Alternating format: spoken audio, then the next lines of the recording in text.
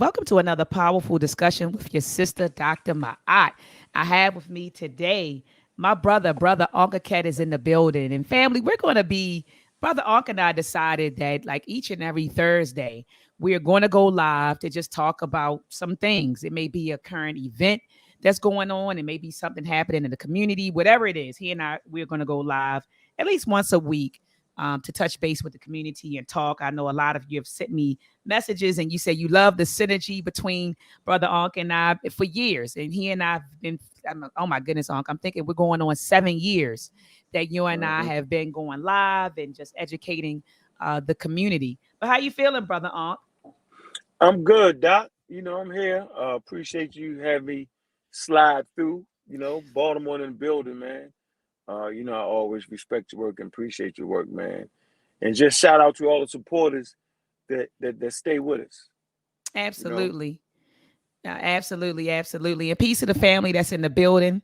I said, it says Corey. He said he's called the anti-theist.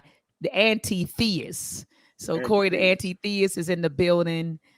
We had another brother, an answer Emmett is in the building. So peace to you, peace to the brothers in the building. Please, family, share the show. Let's share the show. Let's get some more viewers. Let's get the views up. Let's get this information out. Today we're going to be talking about race first, and should we practice race first? And I remember, and let me tell you, Brother Ankh and I had this conversation behind closed doors. And he and I just literally came from a race first rally. Shout out to Baba Imhotep and the PLM, Pan African Liberation Movement. In August, they orchestrated a Black First rally. I'm sorry, a race first rally in Baltimore, and they coordinated with people literally across the states. Okay, so literally, I'm telling you, I believe it was August the 28th, in several cities, there was a race first rally. There was like one in Arkansas, one in Ohio, one in New York, one in California, one in Baltimore, one in Philadelphia. And so I was all excited. I was all pumped up.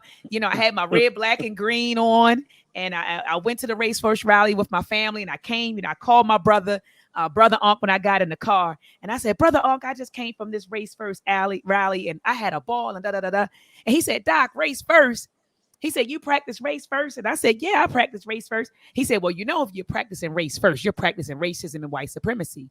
I said, Brother Ankh, I disagree. He said, well, that's what I think. I said, all right, so we're going to go live and we're going to hash this out live. And he said, okay, let me know when.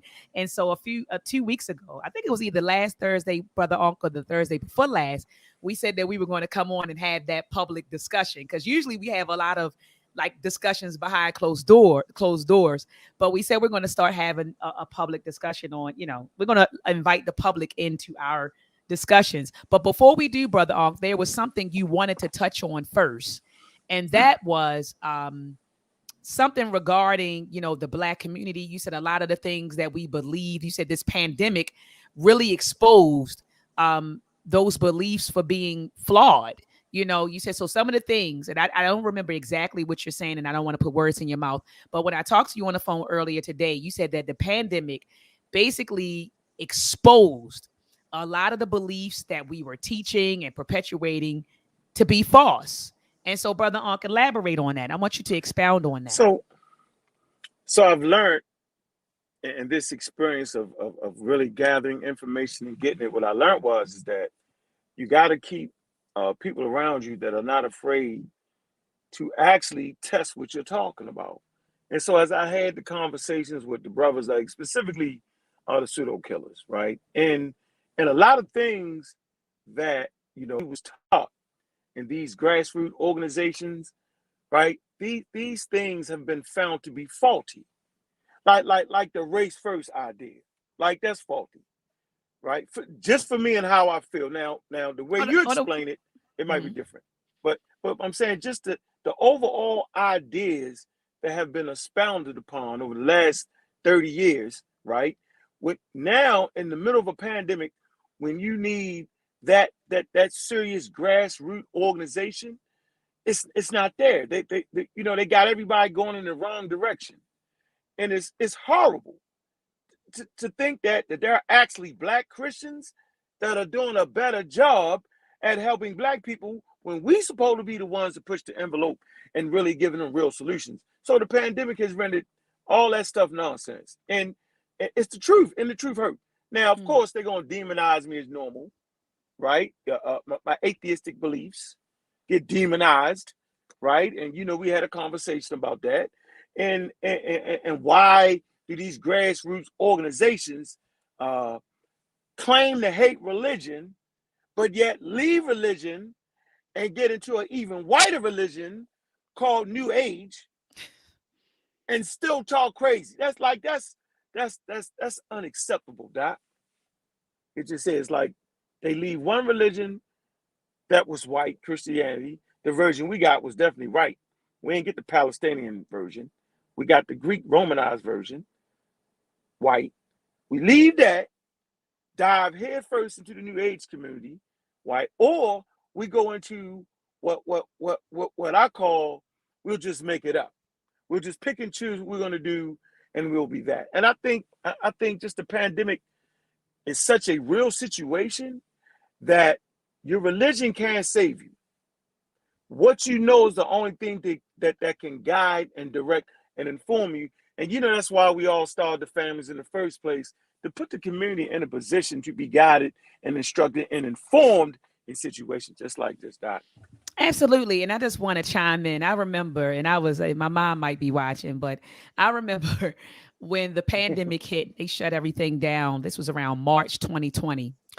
And, Easter is around that time. Easter was coming up, I think the end of March, early April. And so I remember, the church, of course, wasn't open for Easter, but I think that they all did like a Zoom call, and they were saying the Savior has risen, the Savior has risen. And I said, well, Mom, I said, wouldn't this be a great time for your Savior, for your God to come? Like, we're in the middle of a pandemic, right? And so wouldn't this be, a great time for the Savior to show himself, and to come in and save us from this pandemic if we truly worship, the living God or the living Christ? Wouldn't this be a time for him to show himself to the world right now, when his children are crying out to be saved from a pandemic that's killing, thousands or even millions of people, millions of lives? I said, wouldn't this be a fine opportune time? Wouldn't this be an opportune time for that to happen? And so literally you had Christians in the house on Easter, Brother Ankh, saying that the Savior has risen, and that we serve a mighty and a living God, but everyone was in the house hiding from the coronavirus, and so I'm just wondering why people, aren't rethinking their beliefs after having, I don't want to say gone through, because we're still in it, but having Yeah. being, inside of, being exposed to a pandemic or experiencing a pandemic. I'm just trying to understand why at this juncture people aren't saying, well, you know what, maybe let me reevaluate some of the things I used to believe, even the holistic health people.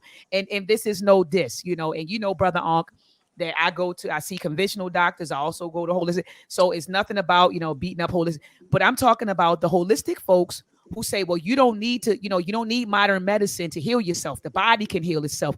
Well, why haven't people said, well, let's put that to the test? So now we are in a pandemic, right? Where there's a virus that is going around. And so we're the holistic health people, the Sabians, we're those folks. What cure do they have for the Black community? Because remember, the body naturally heals itself. We don't need anything but herbs. Where has that been tested and proven to be true? Has it been tested and proven to be true, Brother Ankh, or? Well, one thing for sure, we got a real live clinical trial going on. we, real live clinical trial without nobody taking notes. So all our holistic health people, all our super Christians, the Lord gonna make a way, all the African centered, all the deities, this, that, and the other, we're all being put to the test. And at the end of the day, those who practice scientific literacy have risen to the top. And I'm not, what I don't want to do, I, I don't, although I don't respect your beliefs, right? I'm not going to disrespect it. I don't have to respect that, but we shouldn't disrespect people's beliefs, because beliefs are part of the human experience. Homo sapiens sapiens have a Stone Age brain that was forged in an environment that required them to believe for their survivability to give rise to valuable offspring. So believing it's human, nothing wrong with that. The problem is, let me just deal with black people for one moment. Going through the transcontinental kidnapping trade, okay? What you believe can actually get you killed. Yes. Misappropriating your beliefs, right, can get you killed. So if you think Jesus Christ, the risen Savior, is going to protect you from a virus, you're using it wrong. You're using Jesus' name wrong. No, that's not what you use that for. You use it for, I haven't quite figured out what you would use for. Maybe you would use that for comfort after you've gotten the vaccine or after you've actually spoken to experts. Then you would use that, okay, I've done all I can do, which is humanly possible. I've talked to the experts. Now it's time to get my shot. Let me pray to Jesus Christ that this shot don't kill me. Now that's probably a good thing to do. But if you try to act like the risen Savior going to stop the virus, no, you're using it wrong. You're miseducated on it. And I think all the grassroots organizations, I think if they're honest with themselves, I'm talking to the young brothers and sisters that are actually in these organizations. If you're honest with yourself, I'm talking to the young brothers and sisters that's in the church. If you're honest with yourself, you realize that whatever you thought you had was not fit for this situation. It wasn't fit for handling the forces in nature. It absolutely wasn't. So we need to be honest with ourselves, Doc, that the Sabianites, The okay, Sabianites. the Sabianites, The Dr. Sabianites. Sabianites, yeah, the Phil Valentine Knights, the Delbert Blair Knights, right? They've all been compromised. The vegetables, the vegan guys, right? All that wasn't enough for the virus. And at this point, these organizations aren't being honest. The nations of Islam, right? They're not being honest. They have a whole program on how to get yourself killed in the middle of a pandemic. It's amazing. You can literally go to their website, go to the section entitled coronavirus, and if you follow those things, that's the quickest way to get you killed.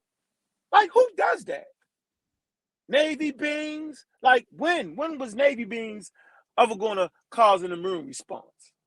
Right? When was any being a vegan drinking alkaline water? When was that? You know what I'm saying? These are all these specialized diets that they claim was going to give us optimum health. Yeah, right. But not in the middle of a damn pandemic. And you We know want to what? always be. I'm sorry. Go ahead. I'm sorry. Go ahead. Doc. You say No, no. Finish your thought. You say you want to I'm saying no. always be. We want to always eat the best diets possible. We want to stay away from as much processed foods, and we want to exercise and get good rest, man, and be at peace with ourselves. We always want to do that. But go ahead, Doc. No, and I agree with you. But I think that now that we're in the pandemic, this is the time to put our beliefs to the test. Let's test it out. Let's see if Jesus will protect you from the virus. Let's see if these herbal remedies will cure people. We're Yeah. and my whole thing is I'm open. I'm open for all of that. But let's put these things to the test. Let's have a controlled study. That's how they do it. Yeah. Since we're talking about Yeah. science, Right. let's have a controlled study where you have a sample population where we test these things. We test these things out and we observe the results over time. Let's like now is the time for us to do that, brother Ankh. And so now it's time to test that belief out. And unfortunately, brother Ankh, I'm on the side of science, and so. And I've been saying that for a while. So I don't know why people still ask me, well, Dr. Ma'at, do you believe, that we should get the vaccine or don't get the vaccine? I don't understand why that's even a question, because I feel like I've made that position clear, brother, for a few years now, that I'm not, an anti-vaxxer. I'm not an anti-vaxxer at all.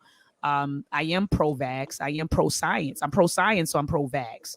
And so I don't know. A lot of people ask me what is my position on it, but I feel like I've been very clear on what my position is, and I'm on the side of science. But now is the time for people to put their beliefs to the test. Will your holistic health diet and your holistic remedies, will they protect you? Will your Jesus, your Allah, what your divinities, whoever you pray to, will they protect you right now? So now is the time to put your beliefs to the test. It's been time for you to put your beliefs to the test. Anything else, brother Ankh, you wanted to touch on? Yeah. Well, you fake people out, Doc, because you'll have on the African garbs and you'll invite a I lot of love African centered people on. I love my You love people. it. You love that. Yeah, And you I love am them. African centered. I am African Yep. centered to the Yep. core. Yep. To the Yep. core. Yeah, but I to don't the think that's layman, I don't think that's faking anyone out. I think that's no, you're faking them practicing. out. You're not. No, you're not. You're practicing what you preach. Yeah, Like you've yeah, always loved Africa, just like I love Africa. But I'm just absolutely. saying when they but that speaks to my point. It's the grassroots African centered communities, right, that are actually promoting this debauchery. So when they see you like that, and they see you with certain elders, all the elders, a lot of them, 99% of them are against the vaccine. When they see you with them, they just thinking that you with all that.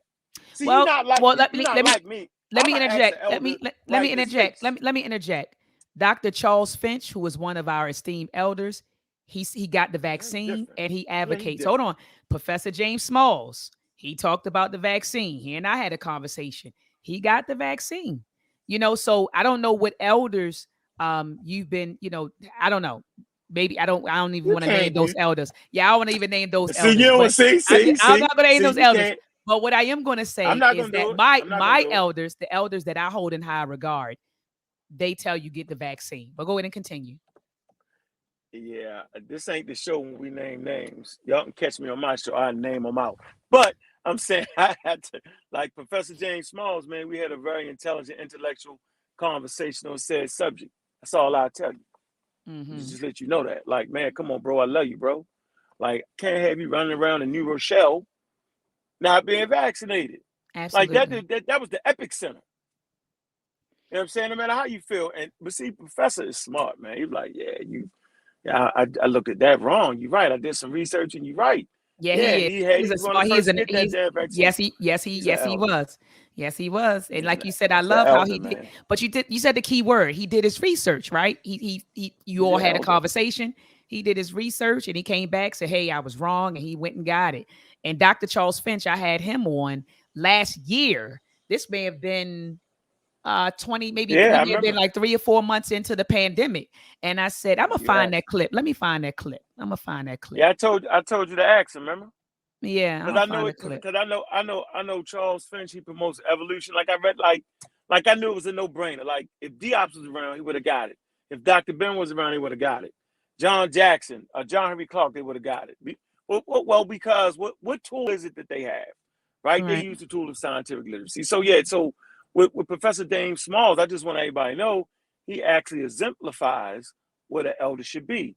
I mean, an elder Absolutely. always allow the younger brothers and sisters to have a voice, to have a conversation. Okay, so I keep that in mind. Like, have that conversation and don't dismiss what they're saying. Check out what they're saying. And if it don't make no sense, you let the younger brother know you just slap stupid, don't make no sense. But if it does make sense, then you have to be willing to admit that, man, I appreciate what you did for me, right? And I'm gonna move forward with that. And Professor Smalls has always been that way. Shout out to Professor Smalls, man. He's always been that type of guy. Now we might not agree with all, but when it comes down to the basic like sound stuff that the people should know to move forward, yeah, man, he ain't never did that. But go ahead, Doc. Let's move on to the next order of Absolutely. business. And let me drop that link in the chat, family. That's the link to the discussion I had with Dr. Charles Finch. And let me share my screen just really quickly. Really quickly. Here we go. All right. And so it was during this interview that I asked him. I got to find the clip. I don't have it. Um, I don't have it with me. I don't know it offhand, but this is the interview that I'm talking about that I had with Dr. Charles Finch. And in that interview, he said it. He was just like, he said, get the shot. He said, get the shot. Someone says, Brother Ray Black, you said, I'm a survivor of COVID without modern medicine, which only offered rest, soups, etc. So, Brother Ray He Black, said you should what? call in. You should call in, Brother Ray Black, because we're Yeah, going to open yeah, we up. Yeah, want you we're to going to call him open Ray it up. Black. Yeah, we're going to open it up Mm-hmm. in about another 20 minutes. So, Brother Ray Black, you should call up and share your story with us. All right, look at Brother Yeah, Sean P. like to He's hear all it. look. Sean P.'s already on it. He said Ray Black means nothing. You know what? So they going back and forth. They're going back and Yeah. forth. All right. And so, Brother Unc, let's move on to the other topic at hand. And that is Mhm. race first. And shout out to Baba Kwame. He's in the building. And shout out to you, Brother Davon, who's in the building. And so we were all actually at the race first rally together. But Unc, you said that you feel like, or you believe that if someone who practices race first is practicing racism and white supremacy. So let's start with the Absolutely. origin. Let's start with the origin of race. Let's talk about race and how it's a social construct. So let's go there. Let's start with race and why it is a social construct and what it really means. So let's go. So yeah, race is based around Europeans considering themselves getting into the age of enlightenment, where all of a sudden they've discovered science. Now you know the program of science, a lot of it, the actual scientific method, the roots of it can be absolutely found in Africa, and the roots of science is absolutely found in Africa. There was a time where Europeans went into what they call a dark age. Now, dark age don't mean what the community thinks it means. It simply means at this particular time period, certain Europeans wasn't writing a lot of literature. It was dark on the subject, so they wasn't writing. And this is probably after the Roman Empire fell. Okay, and so during this period, when they get through that stage, the way they get through the stage is that the Muslims create these schools like the House of Wisdom. Okay, and what they do is they start to translate the ancient text, the Persian text, the Greek text, the Egyptian text. They translate those texts, and by translating them texts, they start to maintain and develop the science. This is during the period where they reach the first and only golden age. The Arabs do, and they actually transmit this science to the Europeans. Mm-hmm. And in transmitting this science to the Europeans, they get themselves in what they call the Age of Enlightenment, where these enlightened ones, like for instance, the Illuminati. Okay, now who are the Illuminati?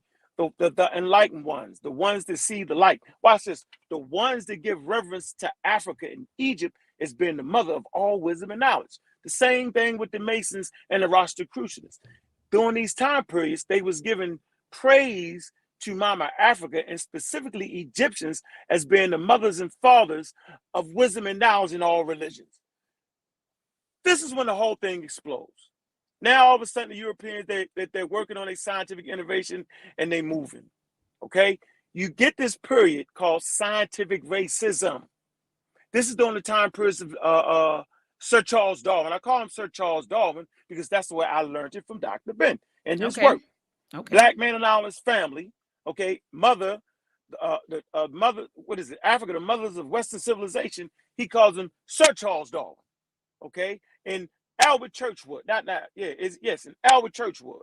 So basically, Albert Churchwood is a Victorian scientist. These two people are prevalent during this time of what we're calling scientific racism. At this point, this is where the Europeans develop their standards based around race. So you get some people say that 30 races, some people say there are 25 races, some say there are 5 races, and some say there are 3. You'll be familiar with this one: Negroid, Caucasoid, and Mongoloid. Right. Right? The Negroids was the ones with the big lips, the big nose, and the peppercorn hair. The Mongoloids, your standard Japanese Chinese type. Mm-hmm. And then your standard Caucasoids. They named that because those particular Europeans that lived around the Caucasus Mountains, that wasn't all daggone Europeans. But this is where they're at. And they're saying that these black people are worthy to be enslaved because they're not human. This is based off of what they call craniology. This is a pseudoscience. During that time, they thought it was science. You could measure the size of a human brain and understand his intelligence. Hmm. This is all during these periods of scientific racism, where Mm-hmm. they developed the race. And of course, the white race was on top. They was absolutely the smartest. They had the biggest skulls. They were smarter than everybody. And those black people, those Negroids, they're not all human. So this actually fueled the scientific community. And what the scientific community does, because Europeans, they want to be the most cultured, right? They trust in classical civilizations. Rome and all in practice science. And so they was trying to follow suit with that. So for them to even participate in the slave trade, they needed good reasoning, right? Remember, they Christians, a lot of them, right? And Right. so science gave them solace when science said that these Negroids aren't human. Mm-hmm.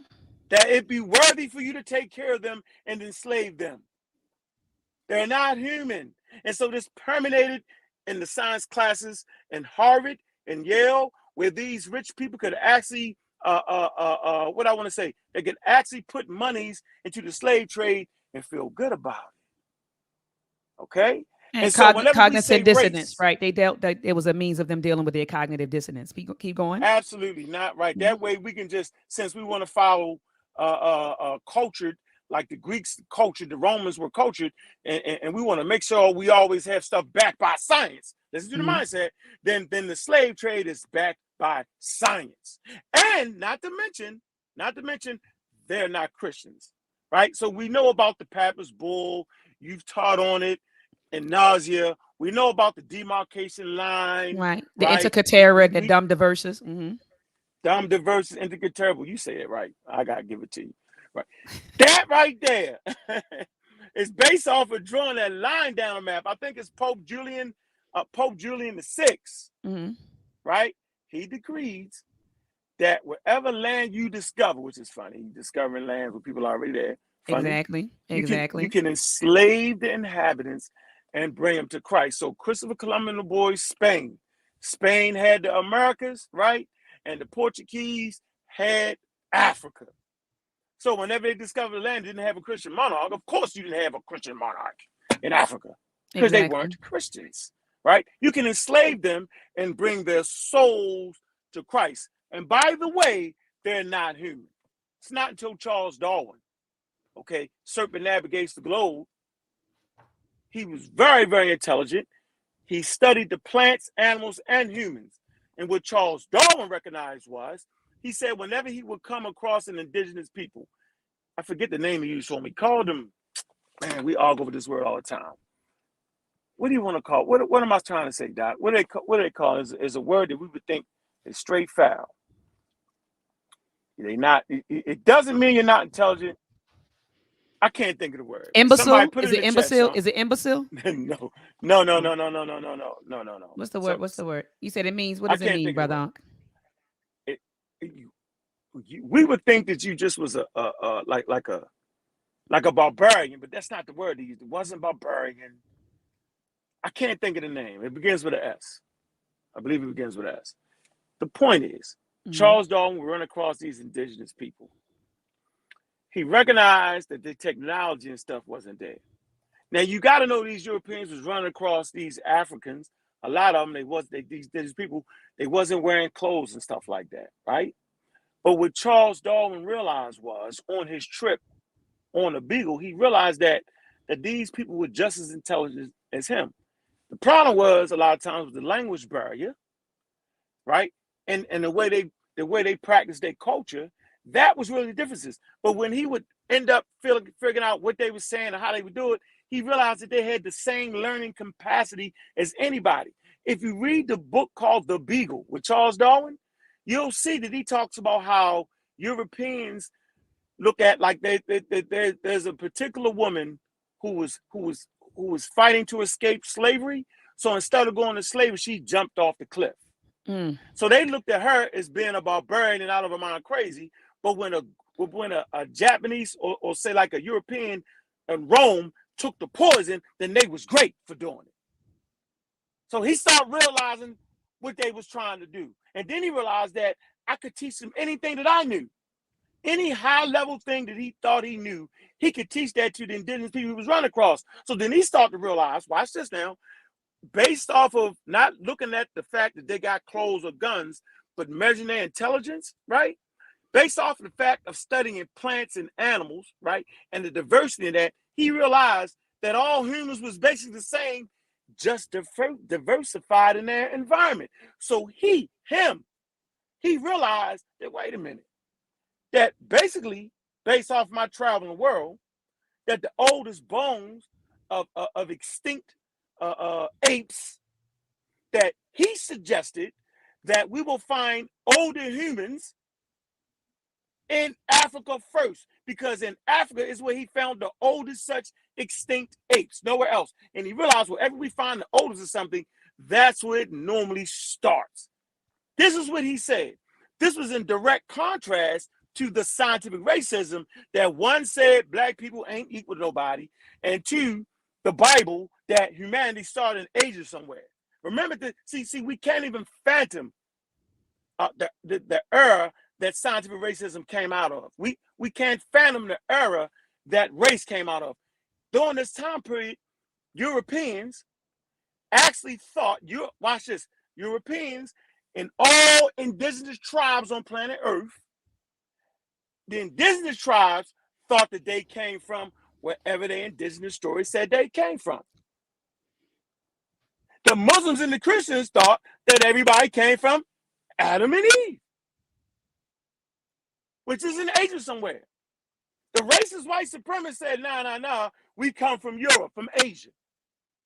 So whenever you hear black people saying Asiatic black man, they're really taking a racist view of where humans came from.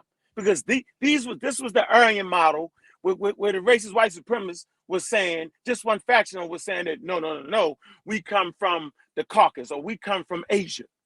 The Christians most say, no, we come from Adam and Eve, which is somewhere in Asia.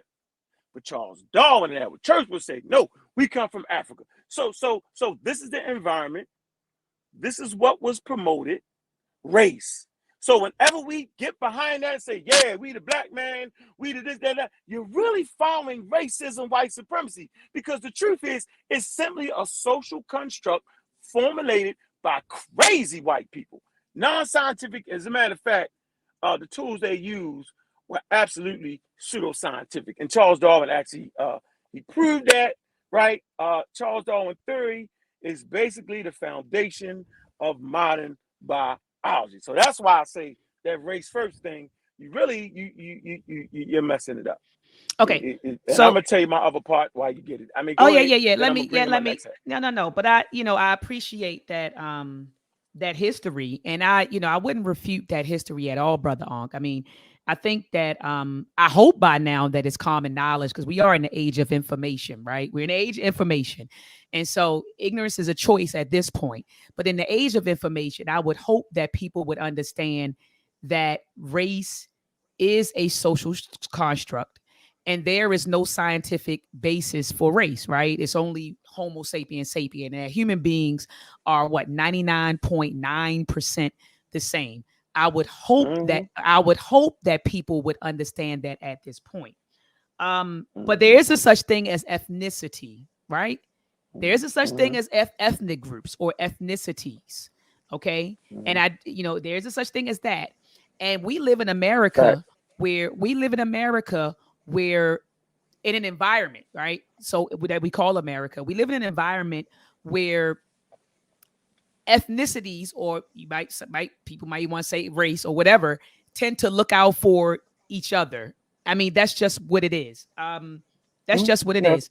That's what it is. That's humans. And so I don't think that, black people in America who say that, look, I'm going to put my interests first. I'm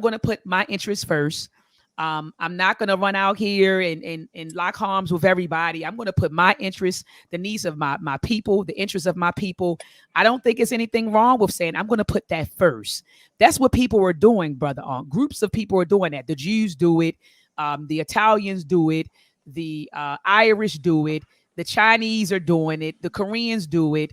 White folks, other white folks or Anglo-Saxons, they do it.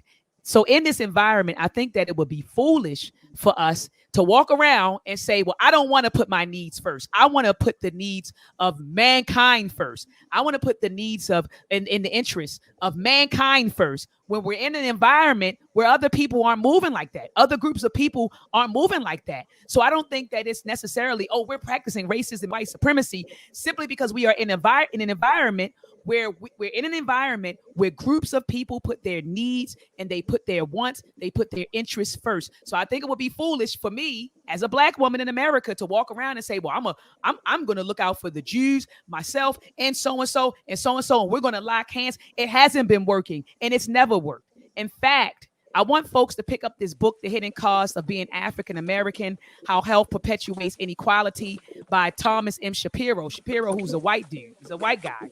On page 106, he says this. Hold on, brother Ankh, and let me I'm gonna mute you because I hear that. So on page 106, I'm sorry, 102, he says this. He says recent surveys have shown repeatedly that nearly every social choice that white people make about where they live, what schools their children attend, what careers they pursue, and what policies they endorse is shaped by considerations involving race.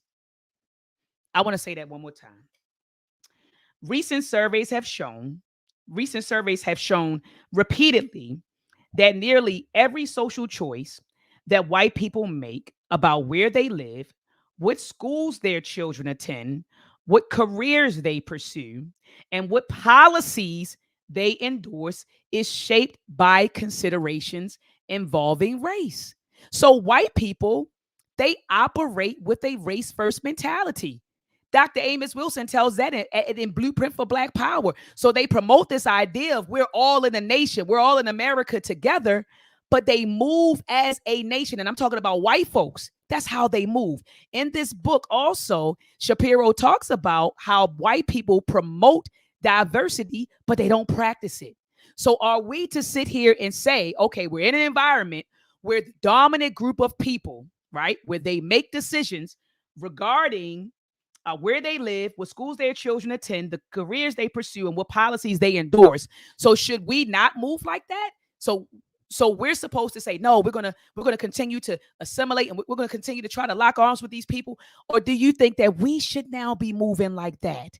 Do you think that we should say, well, wait a minute, instead of thinking about everybody, we need to be selfish. We need to start putting our needs and our interests and our desires first. That's all it's about. So when we say race first, that's what we're saying. We're saying that we are tired. We're tired. We tried diversity, brother Ankh, and diversity has set us back. Thomas Shapiro will tell you that in the book. We tried diversity. When we tried to integrate with them, brother Ankh, you know what happened? White flight. White flight, they get out of there. And then the property value goes down. And that's why they say that black people, the property value goes down. So then we end up losing, we've lost billions of dollars. Billions of dollars. So we tried diversity. I know that right now, white flight is happening right in Owens Mills and Ricestown, Maryland, which used to be predominantly white. But now that black folks are moving in, white flight is happening. So white folks don't want you. They don't want to be bothered with you. They don't. Regardless of how much they promote diversity, they don't want you there. They don't. So should we should we continue to chase behind white folks and to wait for white validation and white acceptance? Or should we say, you know what? Now it's time for us. It's been time for us to create our own communities with our own institutions, economic institutions, our own spiritual institutions, our own educational institutions. Or should we continue to try to lock arms with everybody? So when we say that we're practicing race first, it's not about racism and white supremacy. We're not trying to dominate other groups of people, because that is racism and white supremacy. We're not seeking to dominate other people or to control other people or to manipulate other people. We are simply saying that we are putting the needs and the desires and our wants first. All right, brother Ankh, I'm going to go ahead. You got your book out. I got another book too. I'm going to bring out Dr. Amos Wilson. So go ahead. No, I actually wrote down some things, and I'm going to hit you with the famous John Henry Clark. Watch okay, this. Go ahead. People will mistakenly hear what you did not say and misunderstand what you did say. So at no point, right? And it's funny, Doc, because when I say that, right, people will attack me on that. I'm not talking about you, just in general. They'll actually think that I'm talking about, oh, diversity, this, diversity, that. Oh, we're talking about multicultural. Oh, I'm saying join with this person and join with that. That's not what I'm saying at all. I'm simply saying the mistake was trying to get with people based off of race. What you end up doing is being around a whole lot of people who do not agree with the hell you're saying. And y'all end up being all over the goddamn place. It's always been about nationhood. What makes up a nation? Okay? Ethnicity makes up a nation. Different cultural groups make up a nation, but they're moving in the same direction. So the real challenge for us, right, the thing that we did lose, we didn't lose our race. And trying to get that back has been a crazy inaccuracy and a scramble. What we lost was our culture. Your culture inform and instruct you. It teach you what to do or what not to do, right? Your social cultural system show you who your enemies are at this particular junction of time. Each time period, different enemies will arise. Your damn enemy might be in this, might look just like you at times, but you can't That's say true. you're not my enemy. You're not my enemy because you look black.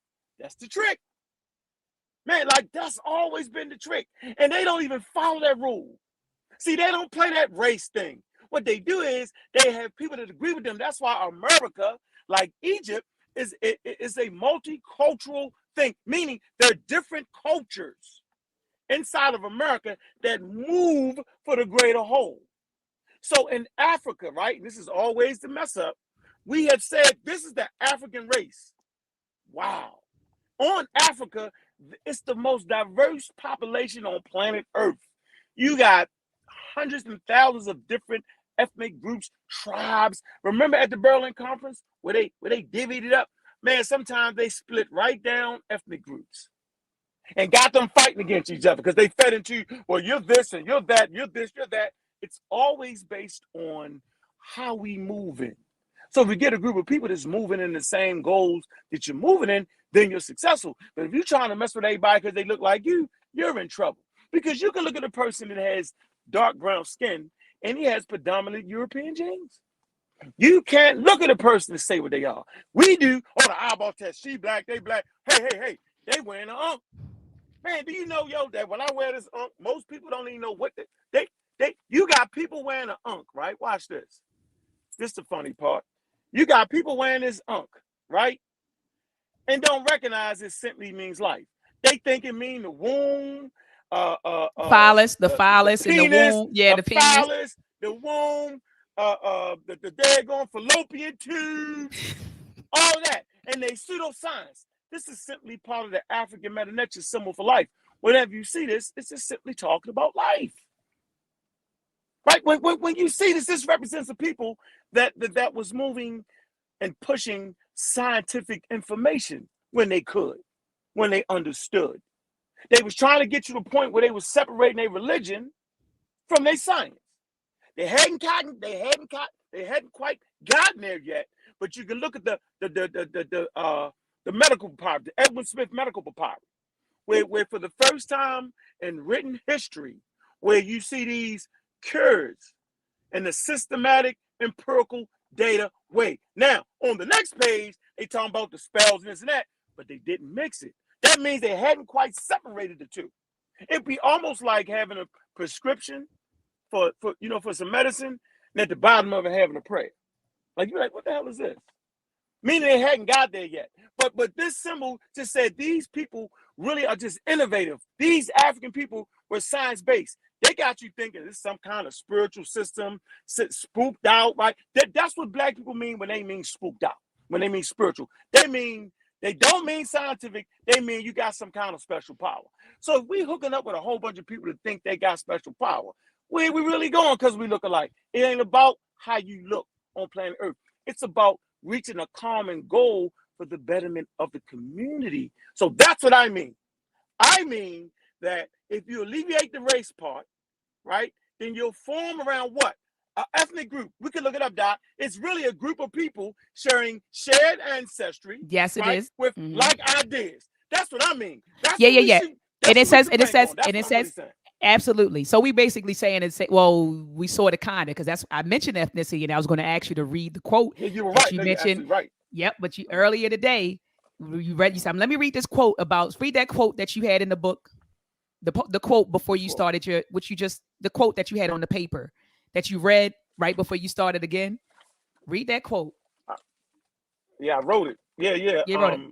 Write how that people down. mistakenly hear what you didn't say. Mm-hmm. And misunderstand what you did say. So I mentioned ethnicity.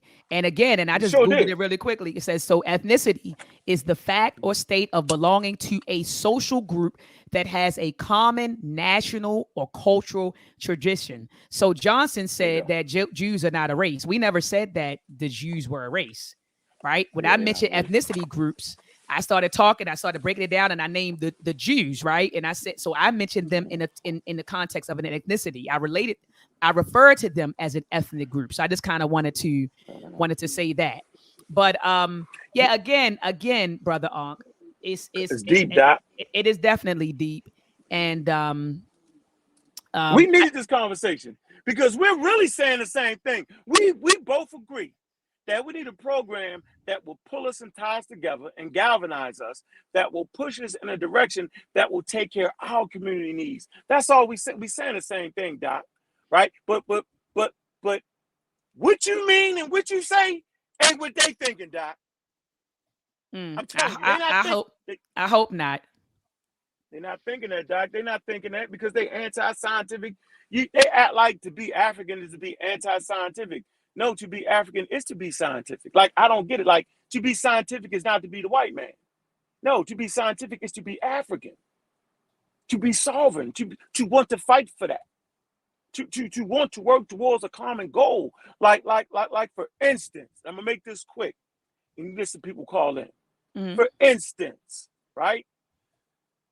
I forgot what the for instance was. And I want to say, thinking about the daggone callers. No, keep on thinking. Yeah, think about it. I just want to acknowledge some folks. It says Toronto is in the building. There's a few people from out of the country who is definitely in the building. So I just want to say peace to those people who are definitely in the building. So let me see. Yeah, I just couldn't say that. I'm glad I caught myself. And I do. Yeah, and I do want to be clear, brother Ankh, because this is a sidebar. Mm-hmm. I am, I do promote race first ideology, but you said that what I think that's probably not what they think. But that's not to say. I want to say this right, and that's not to say that we don't need alliances, right? That's not to say that we don't need alliances, because you got some people who think, well, we can just do everything by ourselves. I'm not saying that. I'm saying that we put ourselves first. We put our interests and our desires. We put our needs and our interests first. That's what we do. We make us our top priority. But that is not to say that we don't need alliances. And remember, brother Ankh, I sent you a quote from Dr. Martin Luther King, who agreed with that. Because remember, he was going at the pro-Black community, who was just saying we just could do everything by ourselves. We don't need, an alliance. We don't need this. But Dr. King, right before he was assassinated, I don't want to say transition, before he was murdered. Right, got murdered. Dr. King said in 1968, he says, and this was towards the pro-Black community back then, who just said, hey, we could do it all by ourselves. We don't need alliances with anybody. Dr. King said, in short, the Negro's problem cannot be solved unless the whole of American society takes a new turn towards greater economic justice. In a multiracial society, no group can make it alone. It is a myth to believe that the Irish, the Italians, and the Jews, the ethnic groups that Black power advocates cite as a justification for their views, rose to power through separatism. It is true that they stuck together, but their group unity was always enlarged by joining in alliances with other groups, such as political machines and trade unions. See, this is why Dr. Amos Wilson and Dr. Claude Anderson advocated for us to practice group politics and group economics. So he says this: by joining in alliances with other groups such as political machines and trade unions, to succeed in a pluralistic society, and an often hostile one at that, the Negro obviously needs organized strength, but that strength will only be effective when it is consolidated through constructive alliances with the majority group. So Dr. King said that, and I agree wholeheartedly with this information. That's why I told you be fake. That's why I'm trying to tell you be faking them out, because when they mean race first, they think we should do, all by ourselves. That's not the truth.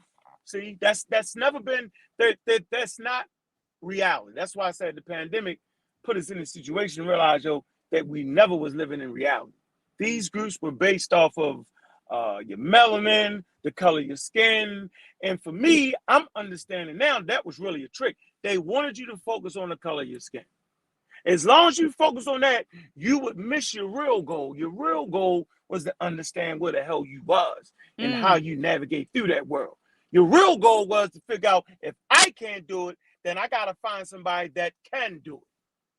Simple as that. Regardless, your real goal should always be to control the institution that you built, like hip hop. Yo, you built that. You should be in control of the monies. That's what I'm for, Doc. Like, don't make hip hop, right? And y'all get some millionaires and they get billionaires. That doesn't make no sense, Doc. It doesn't make any sense. It's bananas. That's what I'm saying, Doc. Like, no valuable organism does that. The ants build an ecology and they control it, but they share it with the rest of the insects based off of the need. The ants need, there are certain animals that need certain animals that eat the seeds, and when they eat, the trees need the animals to eat the seeds. When they eat the seeds, they walk down the street and they poop. Okay? And they poop out the seeds and the trees grow. So right there, the trees need to, that don't mean that they're hanging out with the goddamn wild animal. That don't mean that the tree is trying to be the wild animal. It's simply saying that what nature teaches us is that you need partnerships. You need alliances, and then be smart enough to get out of that partnership and alliances when the shit go the way you don't want to go. The Russians do it. The Chinese do it. Oh, we mess with the United States. We're not messing with you on that. Oh, we mess with Russia. Nope, not this time. We'll mess with you in World War II and World War I, but we ain't messing with you now, the Cold War. You get my point? So this is what we have not been sophisticated enough to do. So if we want to be all by ourselves, being by ourselves and starting over from scratch makes no sense. No valuable civilization does that. It takes some other civilizations and learn from that and build into their thing. And what I like to say, I would say they Africanize it or they Europeanize it, right? You know what I'm saying? They do that. That's what they do. So yeah, we on the same page, but people, when they say race first, they mean we don't need nobody. All black, that's it, woo, woo, woo. And you looking at people thinking they black and they not even black, they ain't even feeling the way you feeling. So I like this. I like this.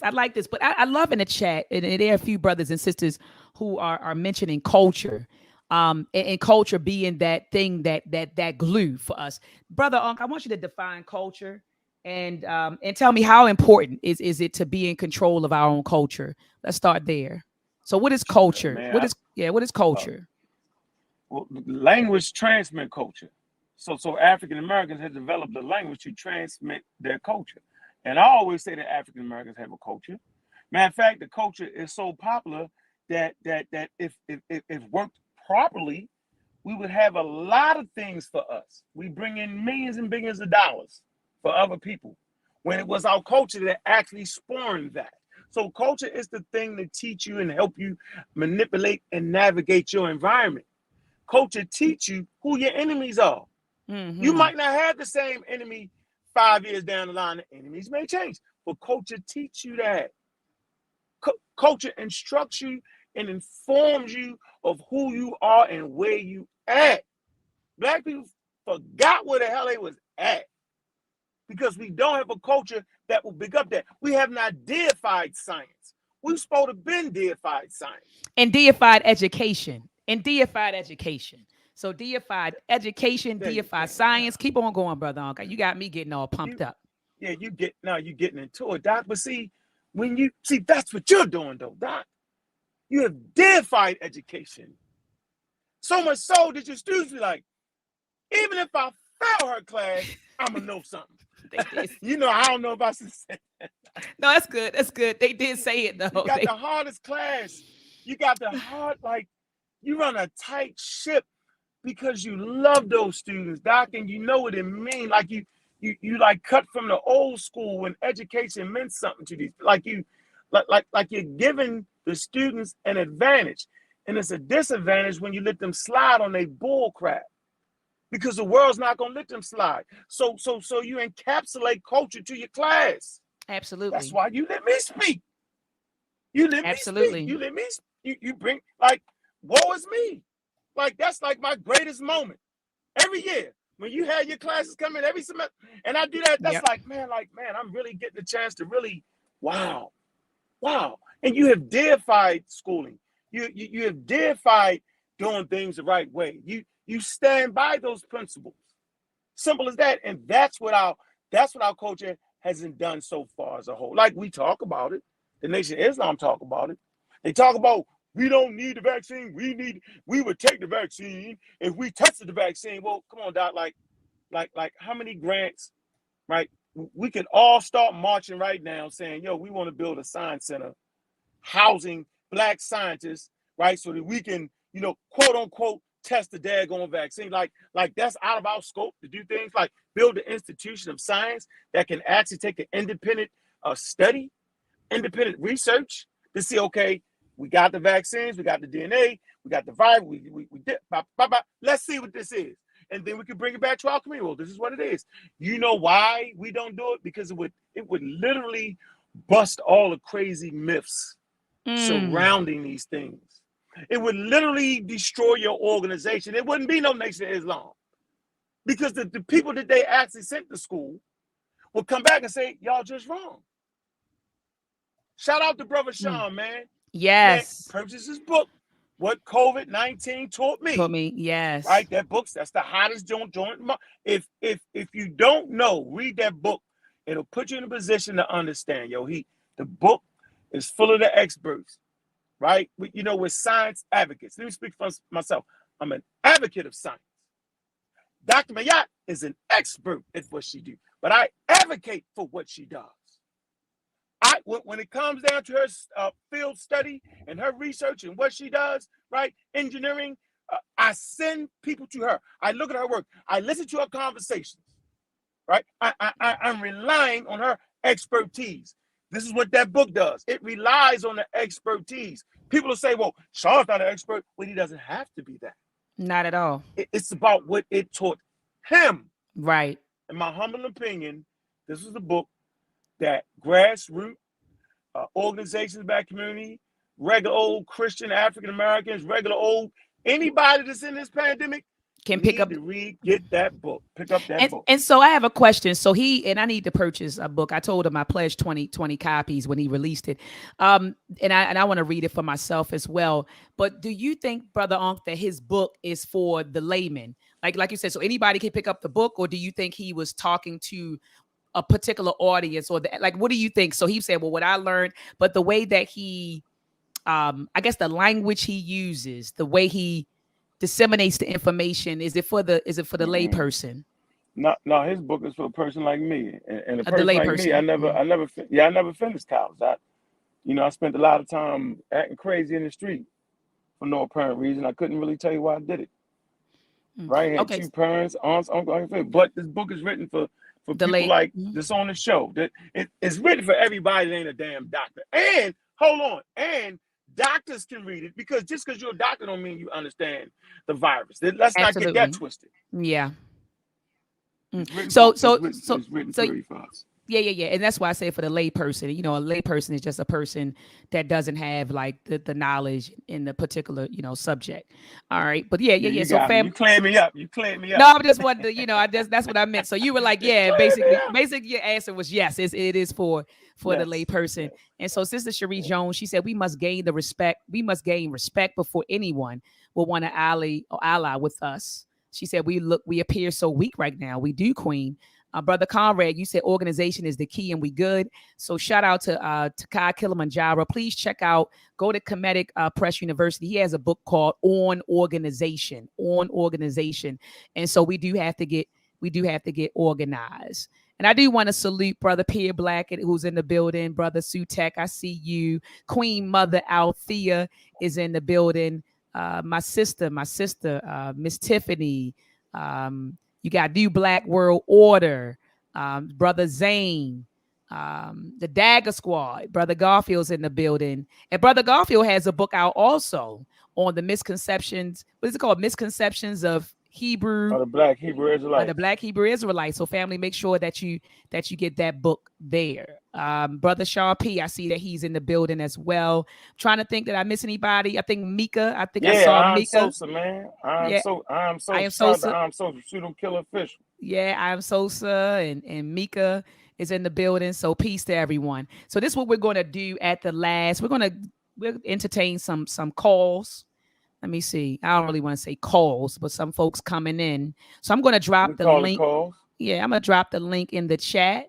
So the link is now in the chat, family. So if you want to come on in and make a comment, I know that Or somebody ask a earlier, question. yeah, ask a question. Come on in. Come on in.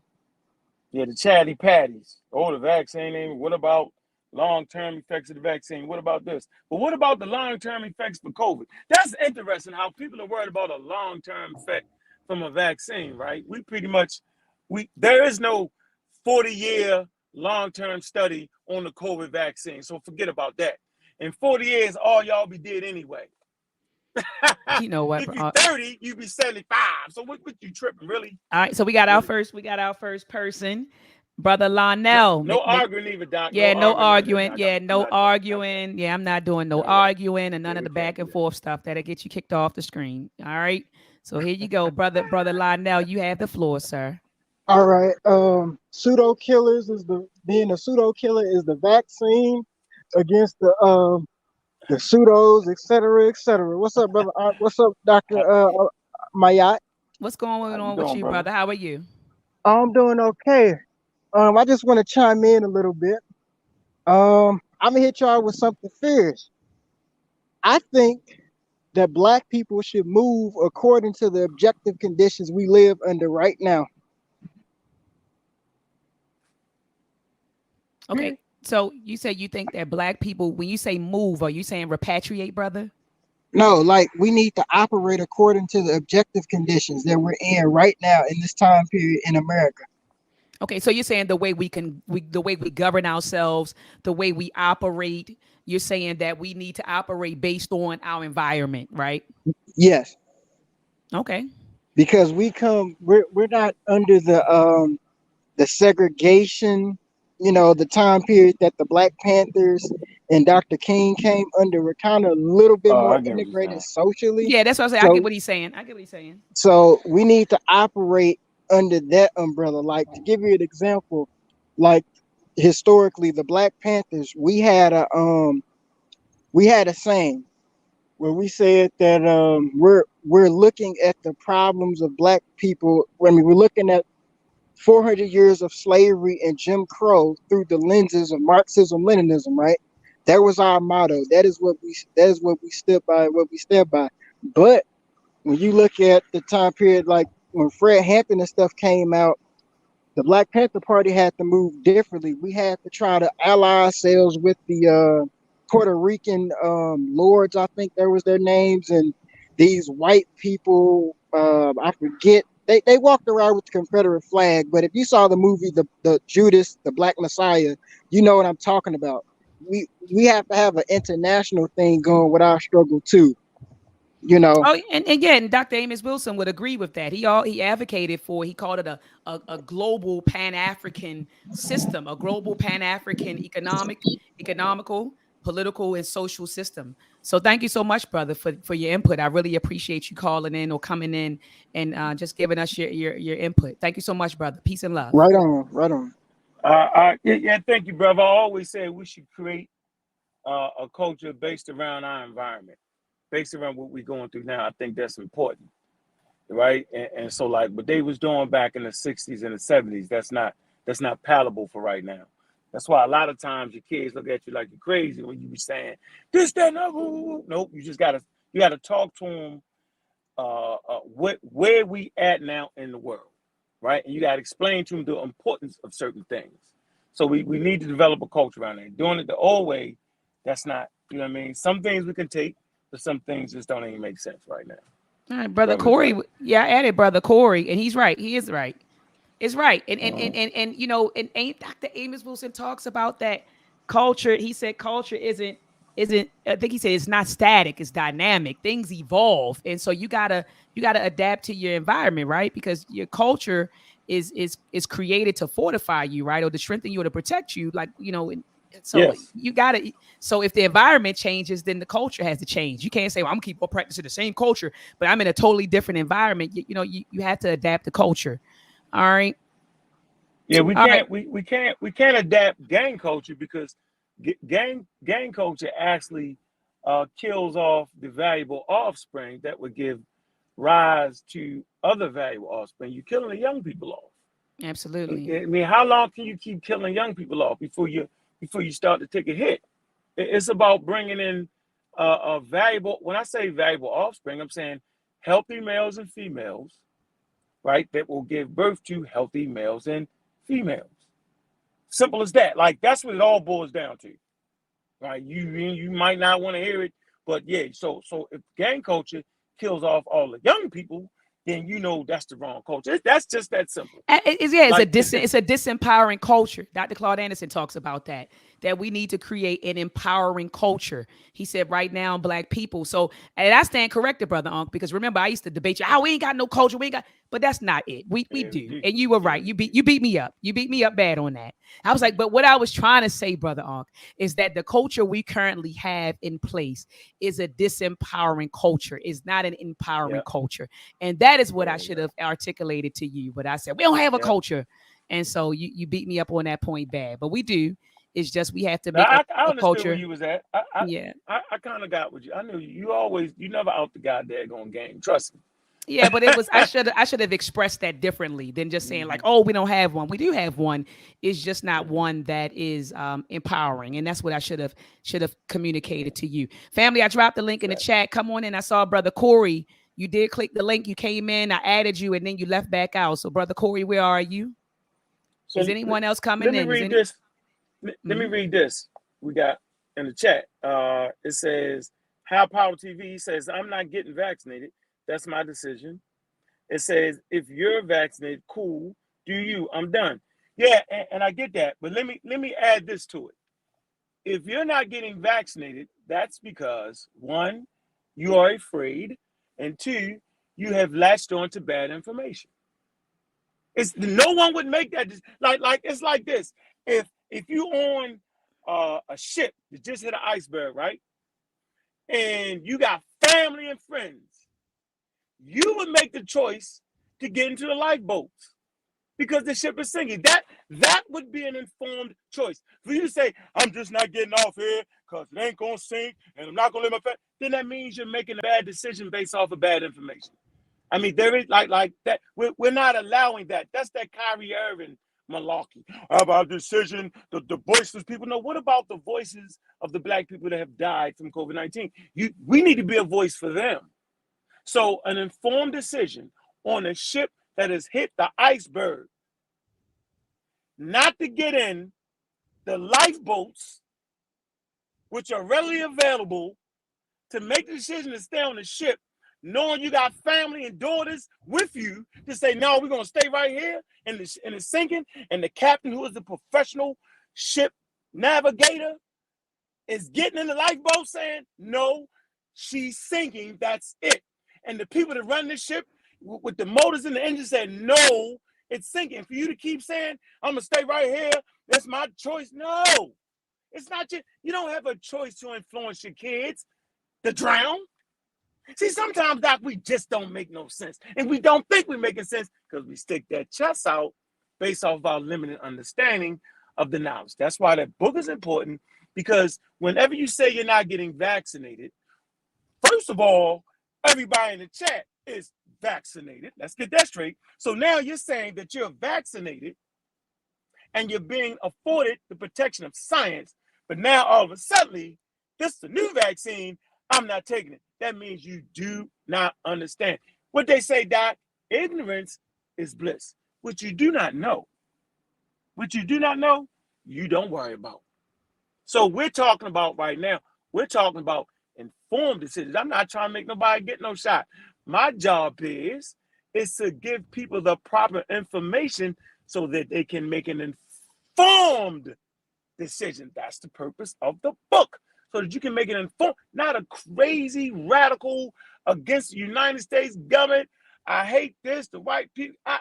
No, Not like you that said, like decision you for like you those said, guys. like you said, it's just to make an informed decision, brother. I mean, Sister Cherie Jones is not going to turn into a discussion about vaccinations. He was just answering a question in the chat, and so that's all it is. I want to kind of go back So why she to, worried? Hold on. So why she worried about that though? In the middle of a pandemic. See, you see how we do, right? That. but But hold let me on, calm hold on, down. hold This on, not hold my on. I'm show. about to say, Let leave me it calm alone, down. This brother not Onk. my show. But I do Yeah. agree with her. We're not going to turn the whole discussion into a whole discussion, about vaccinations. But I understand why you wanted to address the comment in the chat. Um, I do want to take it back to culture, though. because we did talk about race, we talked about ethnicity, and you and I talked about culture. And so a lot of us are talking about nation building because you mentioned that at the beginning of the discussion. You said nationhood has always been about nationhood for you. And so we have to understand what Dr. Batu Shakari calls the bare bone basic activities that a nation of people must engage in to achieve and maintain a healthy and functional state of nationhood. The first thing Dr. Shakari said was that if you are building a nation, right, then that means you must independently produce a culture among yourselves that institutionalizes the need for you to love yourself, unite among yourself, properly govern yourself, provide for yourself, protect yourself, and maintain, he says, continuous modernization among yourself so that you can stay healthy and stay alive. So we are, if we're about the business of nationhood, then we have to understand the importance of creating a culture that fortifies us, a culture that does all of the things that I just mentioned. Okay, so building a culture, teaching the culture, promoting a culture, enforcing a culture, and perpetuating that culture. So I just wanted to put that out there. I see that brother Ryan Seeley has joined the back chat, so or backstage. So let me add him in, brother Ryan. I wonder is this my young guy, brother Ryan? I don't know if this is my young guy, brother Ryan, or it may be someone else. But let's keep it respectful. Here we go. Peace and love to you, brother Yeah, Ryan. How are you? fantastic, Queen. How are you? I'm fine. Is this my young warrior, brother Ryan? Yes, it is. Yes, it is indeed. Yes. And you just celebrated. You just celebrated a birthday. Yes, I did. Yes. Happy birthday. I know it was about I think about a week ago you celebrated. I think it was your 22nd or 23rd.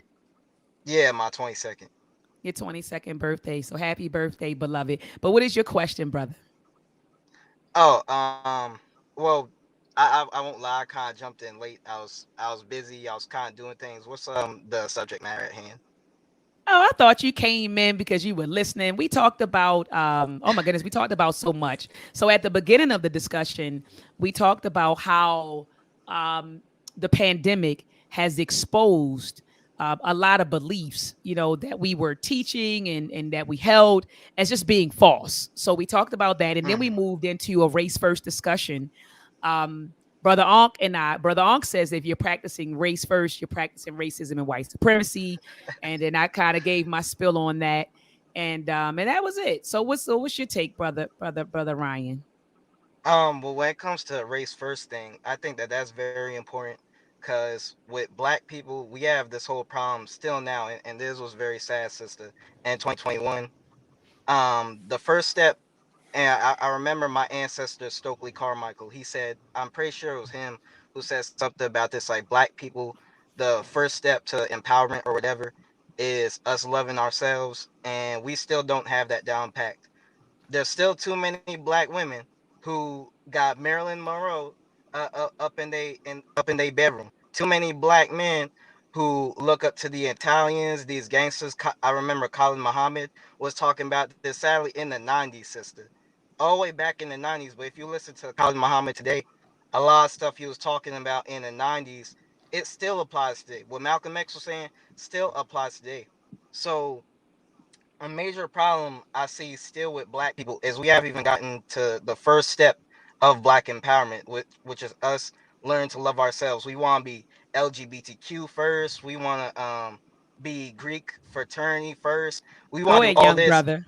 We want to do all this, and I really disagree with Unc saying that and there's no disrespect to you, brother, but I really disagree with if we race first, that's practicing racism, white supremacy, because we have to understand the only reason we in the situation we in right now is because of racism, white supremacy.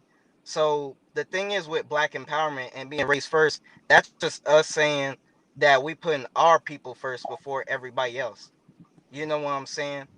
And basically, yeah, that's how I kind of see things. Oh, thank Go you back so and much. listen to the show. Yeah, go back. Yeah, make sure you listen to the Might show, change your brother. mind. For sure, brother. For sure. But I appreciate you coming in. That's one of my young warriors. I see some people are commenting in the chat. Come on in. Come on in. Click the link. Hey Come on Doc, in. That's my young warrior hey right Doc. there. I love brother Ryan. Hold on. I want to answer a question really quickly, brother. Someone in the chat, he asked, I think it was Zane. I'm trying to go back up to your comment, Zane. Brother Zane, you asked, I want to say you said what is okay, you said what's culture because I see too many black people practicing Asian cultures. All right, so I recommend this book. I know I have a light on. Let me cut my light off. All right, so this book is called Nation Building: Theory and Practice in African Centered Education by Baba Kwame Akoto. This is an elder who recently made his transition. I want to say he may have transitioned in 2018, 2019. I think it was before the pandemic. I'm almost sure it was before the pandemic. But he's an elder that Dr. Amos Wilson would call him out. Like in lectures, he would mention Baba Kwame Nkrumah. In fact, in Blueprint for Black Power, Dr. Amos Wilson included Baba Kwame Nkrumah's African-centered curriculum in his book. And so on page 12, he defines culture in the cultural sphere. And he says that culture is the totality of values, beliefs, and actions that characterize a people. Culture consists of the behavioral patterns, symbols, institutions, and values of a society and is unique to that society. It is the spiritual, ideational, and material composite that distinguishes one society from another. It shapes and is in turn shaped by events in the realm of the spiritual, ideational, and material. All inquiry and solution, truth and beauty, tradition and purity, meaning and reality are culturally relative. There are no culture free or value free human endeavors. Culture is not static phenomenon. Brother Unc and I said that earlier. It's not static. Culture continually evolves as a society evolves and develops. Culture is that composite of socially and historically determined behaviors that nourishes and thereby defines the intellectual and spiritual parameters within which the human individual develops and exists. And so he gives I think that was a beautiful definition of what culture is. All right. Do we have anybody else that wants to call in? I see people making points. Black first is not racism. Black first is not about mistreating anyone based on race. It is to protect ourselves from those that do. All right. So I see people are not coming in. I'm getting ready to close out if we don't have any more folks.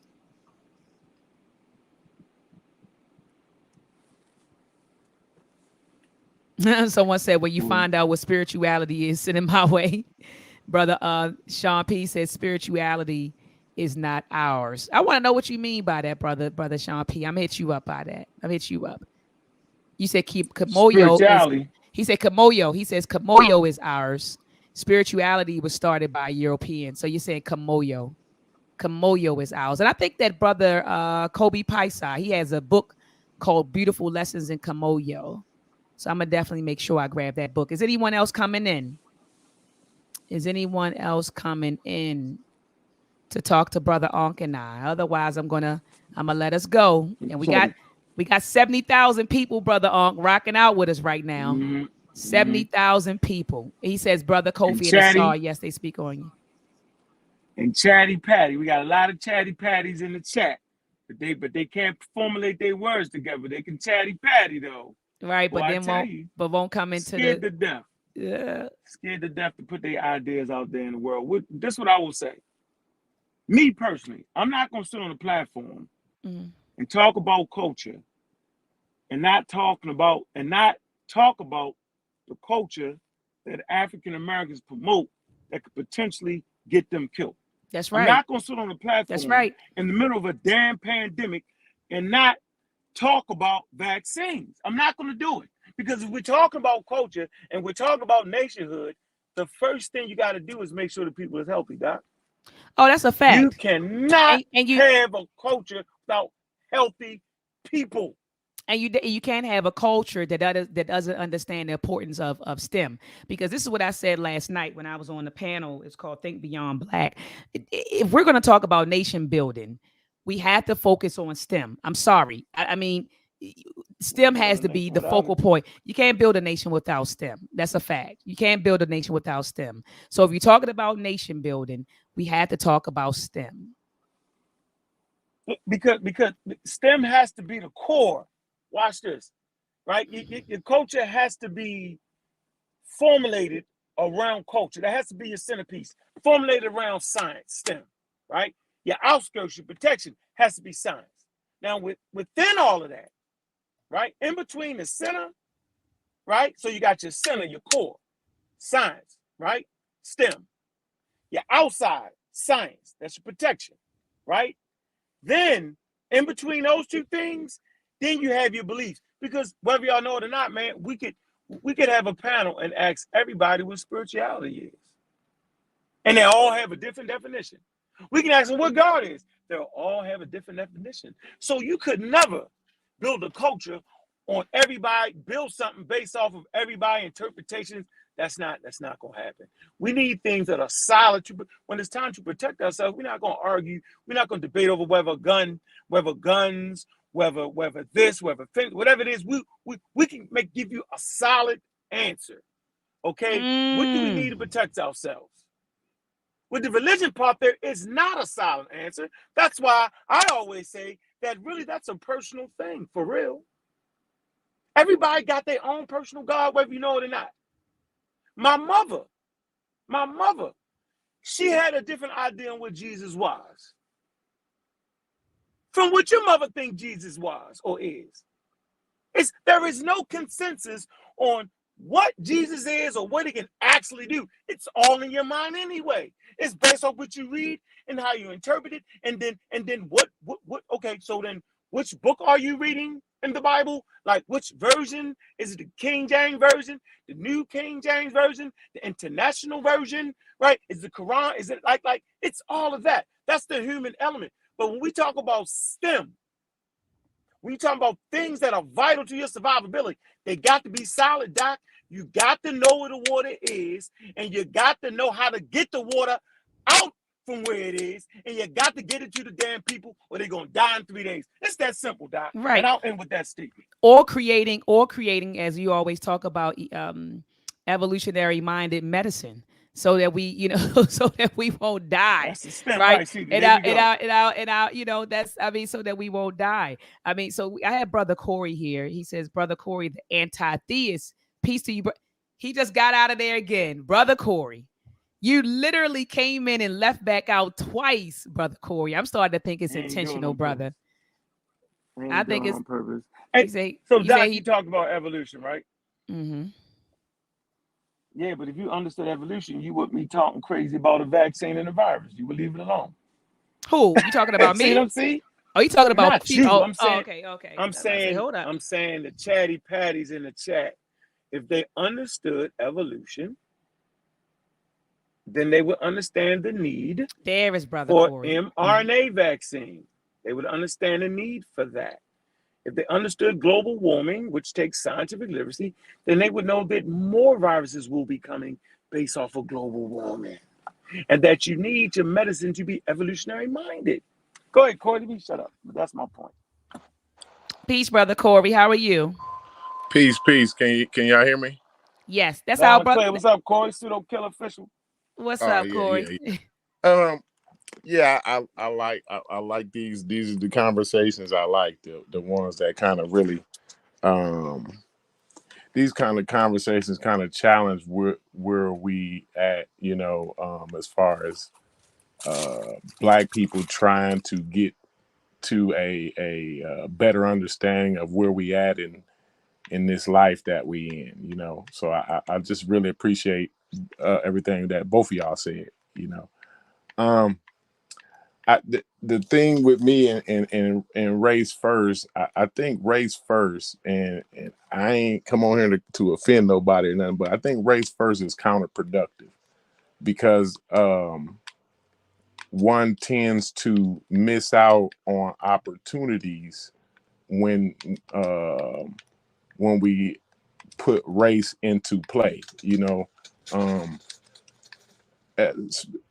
especially in certain careers, certain career choices, certain disciplines.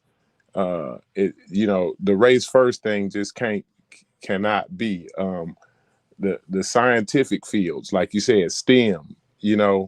Um, race is what's gonna hold that back. Race first is what's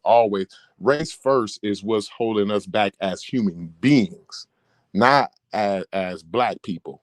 I think race first and nationalism is what, to me, it automatically, it sounds like what it is nationalism is racism, white supremacy. Because um in America, right? Black people, uh it's only 40 some odd million of us. You know what I mean? I mean, and through that 40 some odd million of us, how many of us are able-bodied and able-minded at the same time? I'm saying being able-minded and able-bodied at the same time to actually do what it takes to build a nation. Now, nation building is not a group of people getting together saying we all have an idea and we want to get together and we want to build a community. That's like a church. That's what sects of religious people do. They get together, they have a like mind and a like idea, and they build a community out of that. To me, that says church. That's what a church is to me. You know what I mean? Mm-hmm. And nation building, on a scale where black people is thinking about, or with the audience, I'm gonna say just what I've been looking at in the audience, what the audience is thinking about. One group of people can't do that, and I think that has been touched on. I think you touched on that, Dr. Maya, and I think Ankh touched on it too. But we always need more ideas. My idea can always get better. If me and Brother Ankh think about something and come up with an idea, and we leave Dr. Maya out, our idea won't be as good as it would if Dr. Maya was there. You know what I'm saying? Like, more heads is better than one, and more flavors, more ideas, not just Black African American ideas. We need Indian ideas, Chinese ideas, Russian ideas. Mexican ideas. We need human beings need human beings. We are family. We are a human family. And what's holding the human family back is racism, white supremacy, is race first. You know what I'm saying? That's what's holding the human family back. I didn't want to go on for so long, but I just wanted to add that to the conversation and see where we go, from here or whatever. That's one of them Yeah. zoom over the head moments. I don't think anything he said was over the head for anybody or the panel or the chat. Um, I don't think so at all. And No, I no, and no, no. yeah, yeah, yeah. And Not I don't. you. Not Yeah, you, Doc. no. I I sent see you the you. link via Facebook. But I hear what he's saying, and and I understand and can appreciate his perspective. And he said that us as a people, that just that mentality is what holds us back, or what prevents us from advancing. And I wouldn't be opposed to agreeing with that. Like, but we're in the environment, Corey, where that is the case, right? And so I understand, like, if all of us threw away, right? Like, so let's say that the dominant group, the majority group, said, "Oh, we're not going to think in terms of race first," and we know that they do, according to several surveys that were taken. So if they said, "All right, we're not going to have a race first mentality," then we would be in a situation where we wouldn't have to apply, a race first mentality. We wouldn't have to operate with that mentality if we were in an environment where that wasn't the case. And so it's kind of like, you're being in an environment, and we talked about culture, right? We talked about culture and the need to formulate a culture that empowers us, right? And so should we have, Brother Corey, should we create a culture that promotes diversity, that promotes diversity, that promotes locking hands with everybody if we're in an environment that where that's not the case. But anyway, I see that it says Sabio. Who's that brother? Sabio. Do you all know who that is, brother Corey? Yeah, I know brother Sabio. I know brother Sabio. Okay, so he's I've been had discussions with him before. okay. I had brother Sabio on the chat. Peace to you, brother Sabio. Peace, Dr. Maya. Peace, Ankh. What up, Ankh? What up, Corey? Peace. Can y'all hear me? Yep. Yes. I just wanted to say something because Corey said a few things, and I actually agree with some of what Dr. Maya was saying, and that's why I was in the chat. And I just wanted to ask you a question because it's one of the big dichotomies that I see in America, and it's been one of the things that I think have been holding us back for a very long time. You got these other races and these other groups of people, and they are very race first. They're very They are exclusive. very race first. Yeah, they're very They are very exclusive. exclusive. And we are the only ones that have to be inclusive. We are the only ones in this country that have to include everyone else in our struggle. Why is that? The people in those groups, like you see like Jewish people, they have their communities. You might see the Chinese people, and they have their communities or whatever. And it's what's the thing is, those people, those groups of people that you see that have those exclusive communities by themselves and all of that, most of the time they're lacking in something, right? Most of the time, you go through the Chinese, like China, you go through Chinese neighborhoods. I mean, like, it's no better than some of the ghettos, right?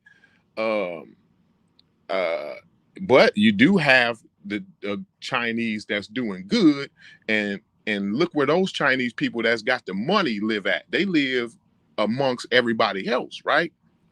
You got Jewish communities. This is a religious. This is what I'm saying. Like, you have religious groups that have communities, but that's just a big church to me. You know what I'm saying? And they lack certain things like scientific knowledge. You got a Jewish community. They had a measles outbreak not too long ago. You know what I mean? Like, it's certain things that lack when you exclude, and then also certain things that bleed into those communities when you don't allow for other ideas or other identities to come in there. It becomes cultish. This is where cultic activity starts to bleed in. You know what I mean? When you have these exclusive neighborhoods or communities or what have you. And I feel you, Sabio. You look at some of these communities and you say, well, man, they got their own businesses. They doing this and they doing that. But that only most of the money they making, like, they have people coming in from the outside that spend money with them, right? But that's where the means is coming from the people from the outside that's spending money. You can't get money off of each other all day. That the pool of the pot of money ain't gonna be that big.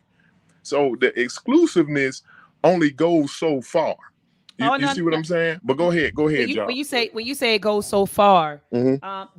did you read the quote that I had read earlier with about Thomas Shapiro talking about how all of the decisions that white people make, right, nearly every social choice. It says recent surveys, and this is a white band, by the way. Mm-hmm. It says recent surveys have shown repeatedly that nearly every social choice that white people make about where they live, what schools their children attend, what careers they pursue, and what policies they endorse is shaped by considerations involving race. So, I don't know. What was your last statement, brother Corey? Because I talked about how the exclusiveness only goes so far, and it's only on a certain level, right? yeah, and To you heard what I just said. Politically, where they live. So politically where they live, and so I think, are you talking about like in the context of economics? Like, okay, yeah. So Dr. Claude Anderson talks about that: build your own businesses and sell to everybody, right? Yeah, So are you talking everybody. about So About that. to, go ahead. Mhm. Go ahead. No, go ahead, I'm brother not Corey. to interrupt you. I was gonna say, like, everybody had. That's what I was talking about, the church thing.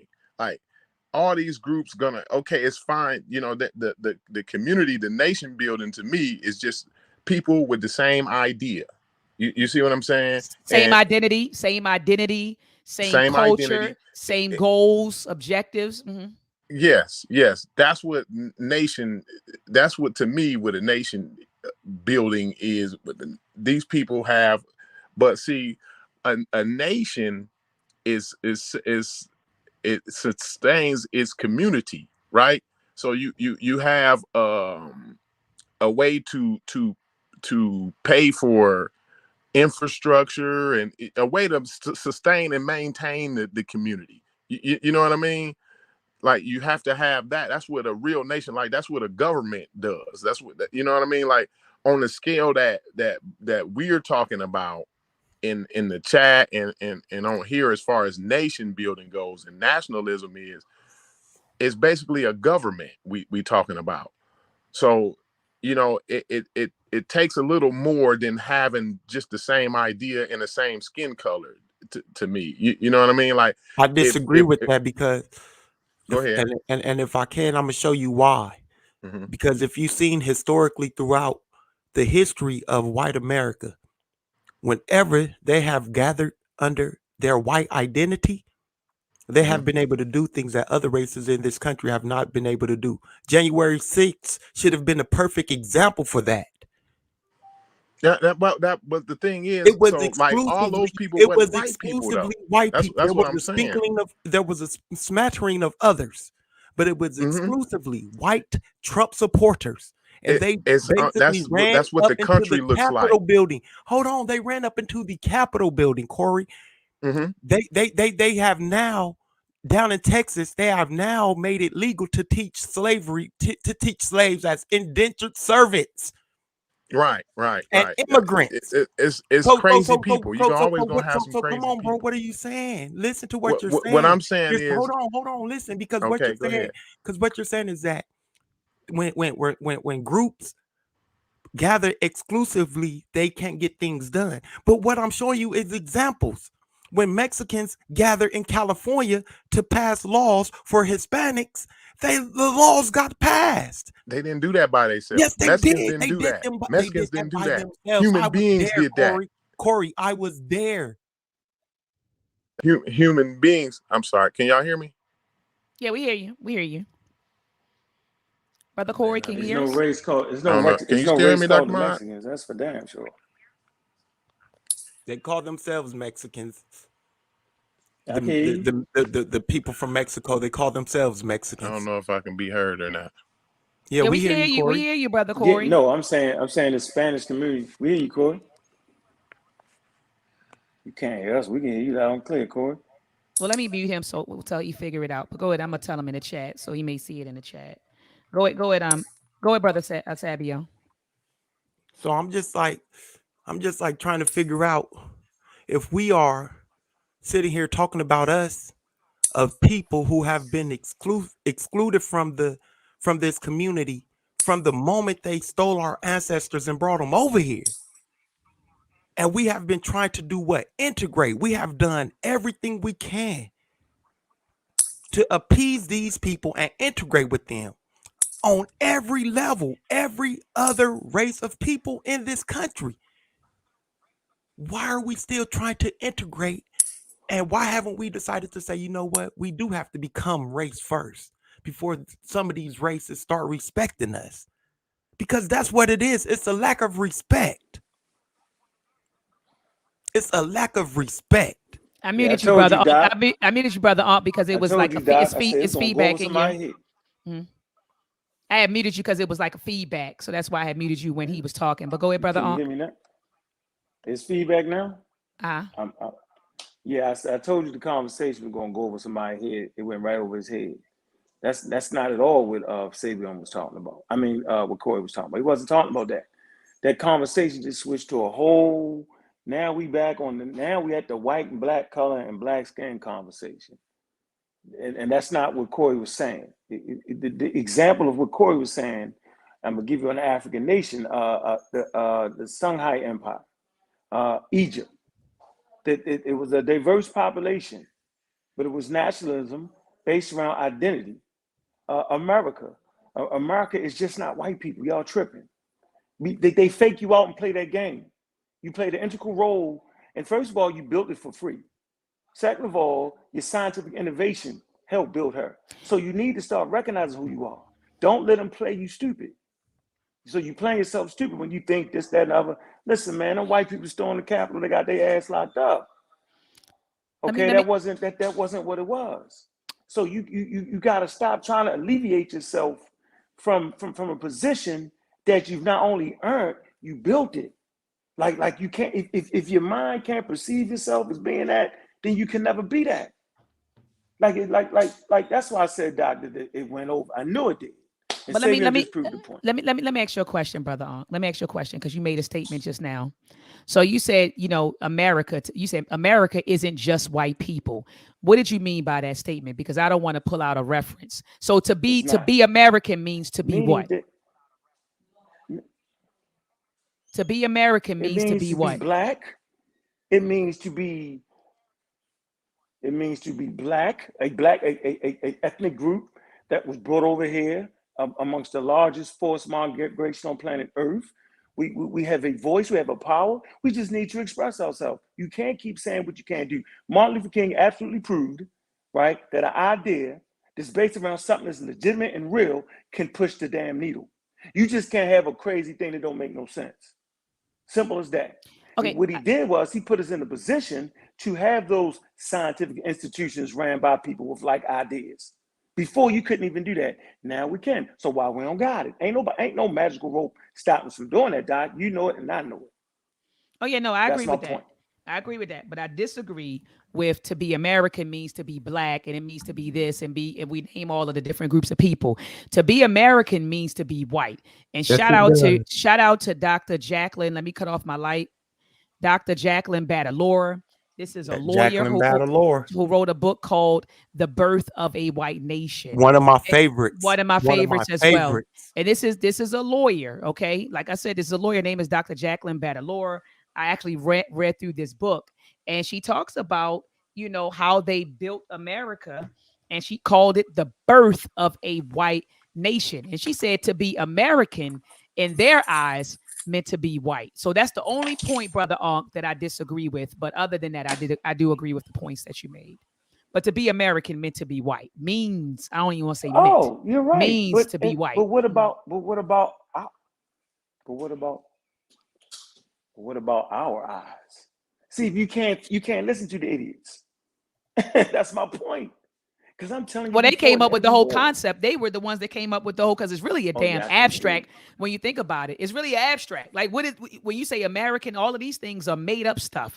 But when they made up that term, they didn't have you and I in mind. To be American meant to be white. And to be white was something that they also fabricated after the Bacon Rebellion. But, okay, so Brother Sean P. has joined us. Brother Sean P., I see you in the building. Peace and love. You ever read the Constitution? You ever read the Constitution? What's up, Absolutely. Dr. And the Declaration of Independence. Peace to you, Brother Sean. I'm going to help you beat up Ankh right here. Man, I can't do it. I ain't exactly. Yep. Let him talk, Brother Ankh. Blackology. What is it? Define what American is. Define what being American. He said it. What we doing right now? How so? Educate how so? How so? If that wasn't what it was built on. It was built on our labor, bro. All right. So it was built on our labor, but with what in mind? With what in mind? Whose idea was it? Whose school of thought, train of thought? Who did that? Whose premise? It's on a dollar bill. All right. So I can come in. I can come in your house. I can throw everything out, remodel your house the way I want it to look, and claim it as my own and kick you out of your house, or send you to your room and you can't come out of your room for a certain period of time. I take complete ownership of your residence. That's how it's been from the first Homo sapiens. Oh my gosh. You ain't saying nothing slick. You ain't saying nothing slick to a can of oil. I'm talking to you right now, today. I'm telling you what it is. If I walk in your home, I drive to Georgia. When I get there, I got a U-Haul with me. in an empty U-Haul. I move all your stuff out and move all my stuff in and leave you to a room in your own home. It I'm is gonna now shoot you, my Sean. home. No, it's not, Sean. I'm gonna shoot you. Why you gonna shoot me, y'all? Because I can. And when Why I use that why do power you to be feel able to do it, like you can, Why do you feel because I like you can. can? Because I'm not gonna let you come in there But and that take my okay, heart. so is that the American way? What I No, just that's not. demonstrated was the American way.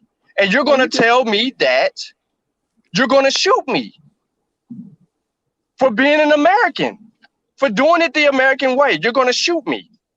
You messed that up, Sean. That's damn well No, Homo no, sapiens no, no. I sapiens didn't. been running No. up in each If other houses from I'm gonna day one, though, say Sean. it again. I'm gonna slow it All right, down. I'm say gonna that. slow it down. No, do you? I I heard you, Sean. drive to your residence with a U-Haul and pack all your stuff up and leave you with just a room, a piece of your home that you've been living in for who knows how long you've lived in it. If I do that to you and leave you segregated to a designated location in your home, you said you're going to shoot me. I mean, I'm trying to understand what you're saying. You went over. You've lost me, Sean. You said that. You Okay, said that 3 times, okay. This right? But is hold on. Let the me make this point. Let me American make. way. So, but This I'm is telling the you that, American and I'm way. trying to tell You're you that that very is not the American you're way. That is okay. not the American way. That's the All way right. of Homo sapiens Demonstrate. sapiens from day one, Give it to Sean. me. What you All right. mean? I can demonstrate for you. Tell Show me. me You Homo tell me sapiens what group of sapiens. people they all did it, Sean. Like you No, trying to act like that's something new. you're lying. Okay, so this is where the rubber meets the I'm road, not gonna right, say you Sean? lying. I'm gonna take that back. I'm not gonna say you lying. I'm gonna say that I'm just gonna say you're incorrect. So explain to us how a group of a tribe of Homo sapiens sapiens end up on the Nile Valley with people there. What do? They got valuable land and resources right there that they need. Do they just ask each other and talk? And what do they do, Sean? What end up happening, Sean? Be truthful. Don't nothing end up happening. All right, okay. So now I gotta go to the 15,000 year record of Homo sapiens sapiens killing each other over valuable land and resources. I don't You want to don't do know that. if it was over valuable land and resources. I know they killed each other though. I do know You that, don't know if Sean. it was over valuable land and resources. What was it over there, Sean? It could have been something else that had nothing to do with valuable land and resources. No, they displaced another population that was there, Sean. That's what we do know. I ain't gonna argue No, with something we it know. could be over something else, huh? No, It's it's not not. It was always over. going to be about one thing. There's a multitude of things in history that actually teaches us that it can be more. Two things can be true at the same time. So let's deal with the reality. You're talking. The example you're giving with my Yep. house. You're basically talking hmm about land and resources, Sean. So I'm gonna let you know. Find me an African nation, right? That No. didn't do I what ain't talking Shaka about Zulu. land and Hold on. resources. I'm talking What about else is your you talking home. about? No, but it's an example for a broader view, or am I Okay, go ahead. confused? Go Right. ahead. So okay. So I'm simply saying that Shaka Zulu, what did Shaka Zulu? Shaka Oh Zulu my did the same gosh. thing, and they built a great nation. It's called the Zulus. But they took other tribes and other nations. They stepped on them, bro. They smashed them out. They murdered them. They cut their heads up. They did all that and built a strong nation, yo. So I'm saying this is part of what humans do. We just mad because it got to us. I'm simply saying, No. understanding that as a people that was part of the experience that fought in every war in America, Sean, that we got just as much right to this as everybody else do, and we don't got to give that position up. You That's all I'm don't saying, Sean. define what being an American is, Unc. Yes, we do, Sean. You just don't No, want to you accept it. don't. Yeah, We because you don't see we that's the we problem. fought we We just fought for what disagree. we no we fought for. We were fighting for civil liberties. We wanted to be a part of something. That's what we were fighting for. We were fighting to be included in this so-called American, for whatever you want to call it. Now that's what we did. We American Nightmare. we did that.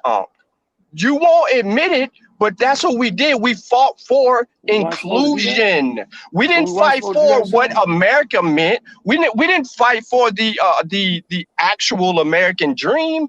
Our dream was to be included in whatever the American dream was. So we had no this is why we struggle with identity.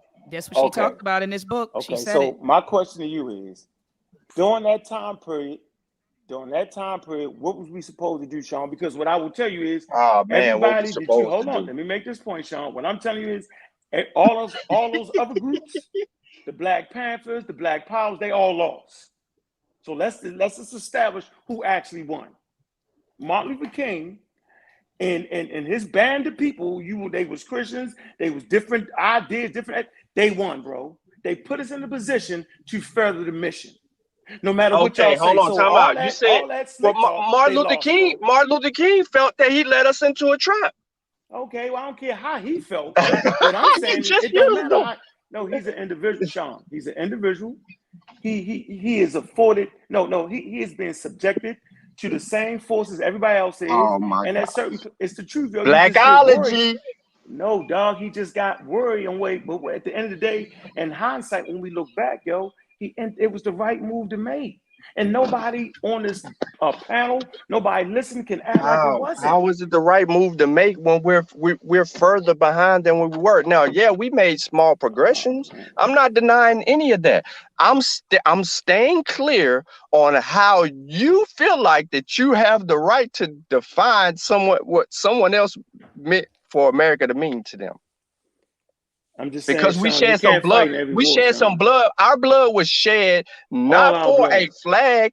Our blood was shed for the civil rights of what we wanted to be. We were fighting a different fight in hopes of, in lieu of, for something that was greater than ourselves, because we weren't afforded the opportunities here to do what we needed to do amongst ourselves. We was brought here forced labor. Over time, they took away certain liberties that we actually had before we even met them.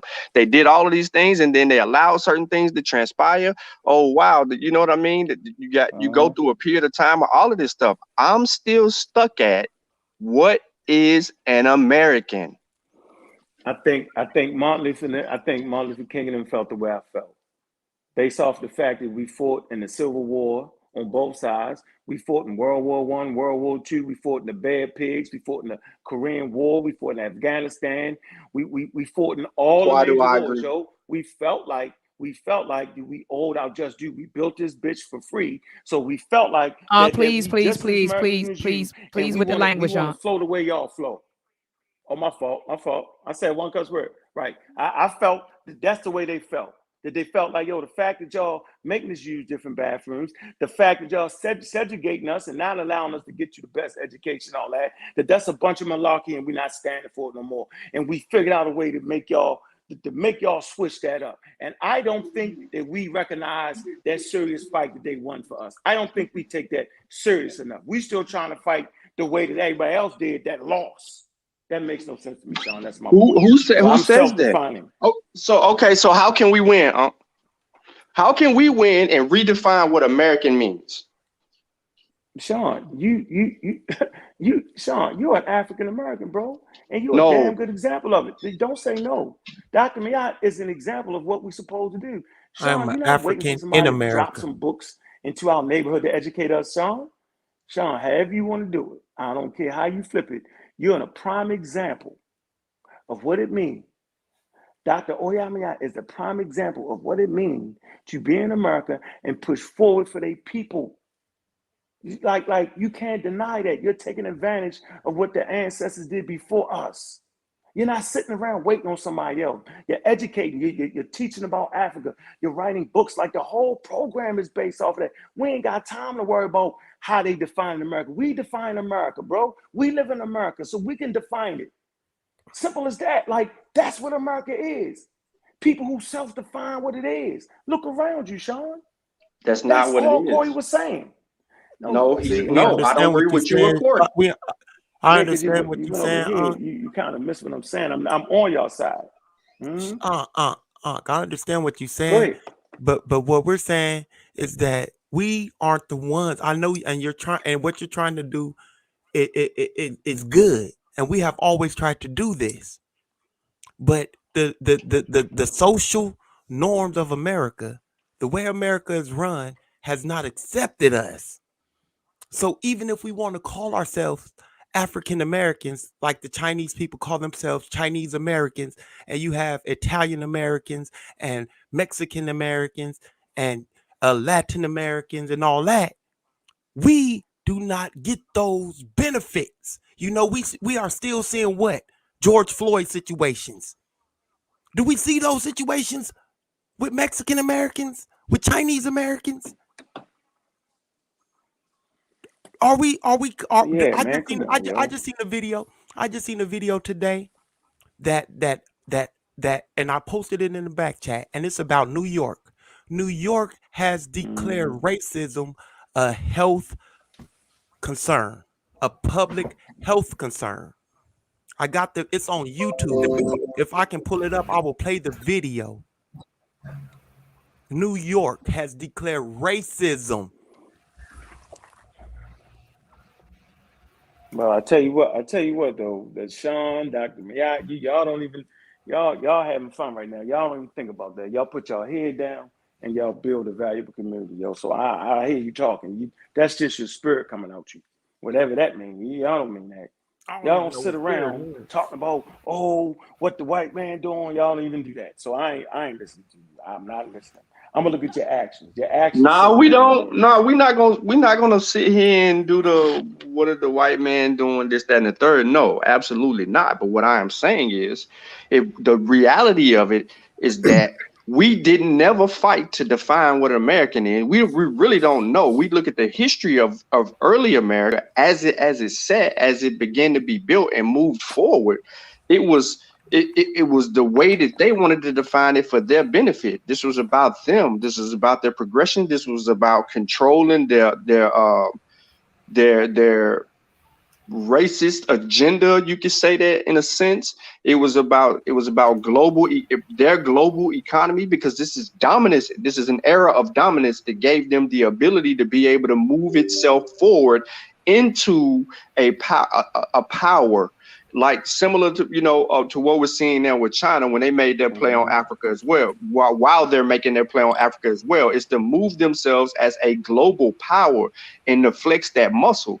The problem is we really think, now you just said you put African in front of American, but there's some brothers and sisters in the chat, possibly in the chat, that may say, no, I'm just an American and off the African part of it.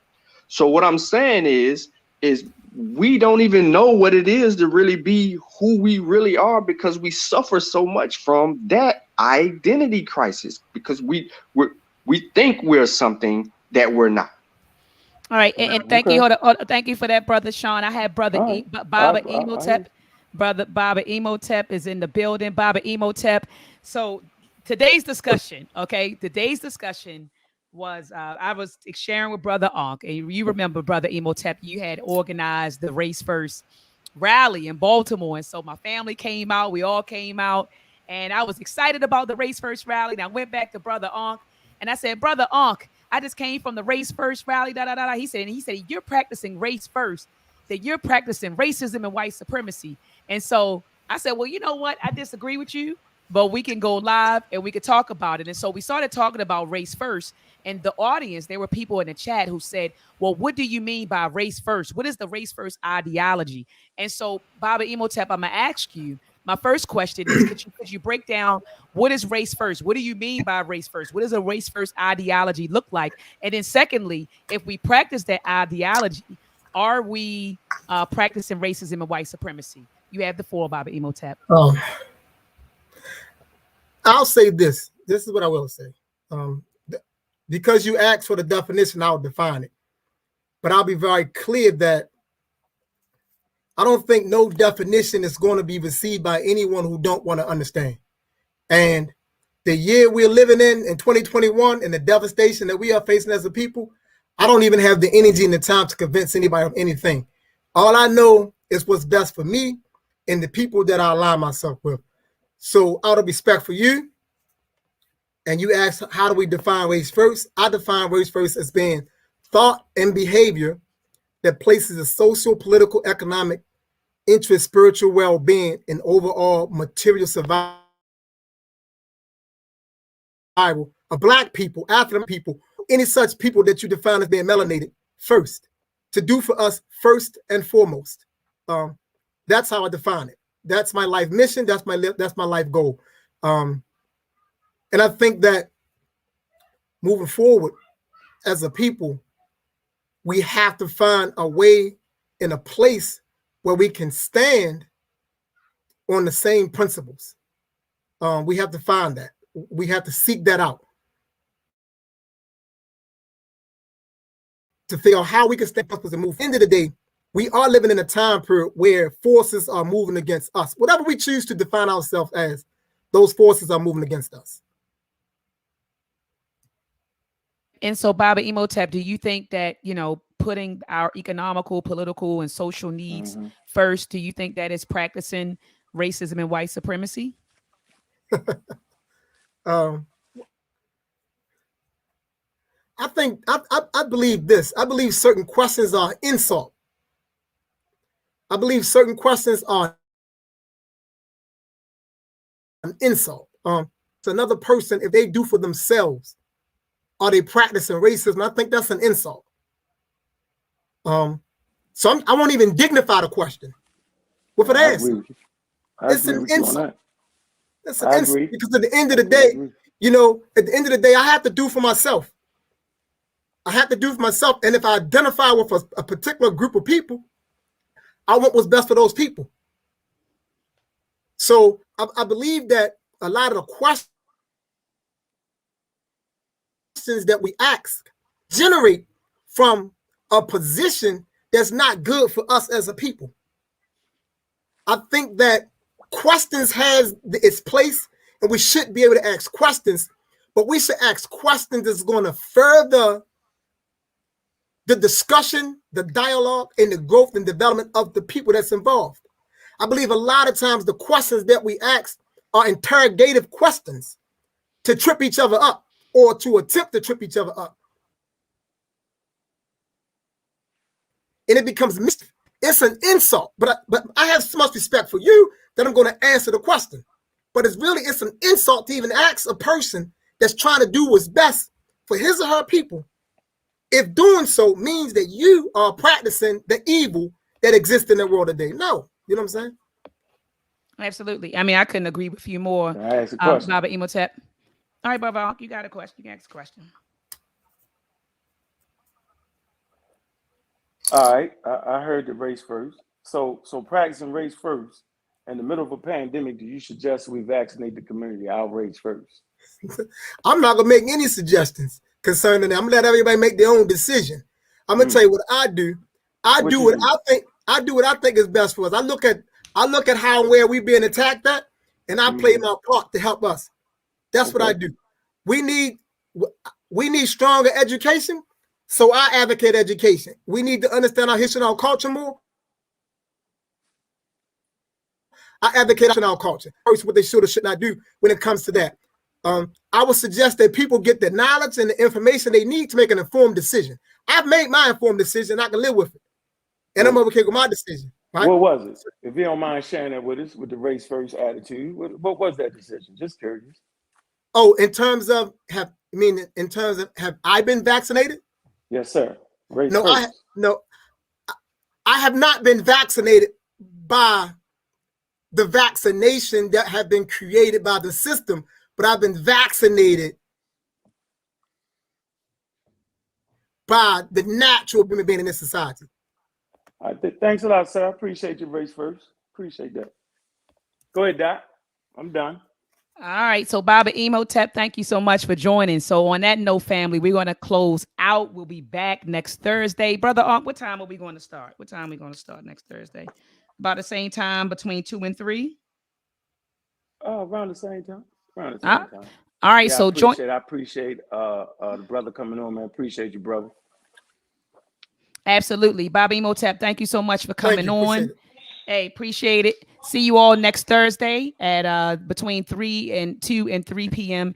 Eastern Standard Time. Peace. Oh, and family, don't forget to join me back here at 7 p.m. Eastern Standard Time to discuss this Sunday. We're discussing chapter 4 of the Myth and Propaganda of Black Buying Power by Dr. Jared Ball. The book is fire.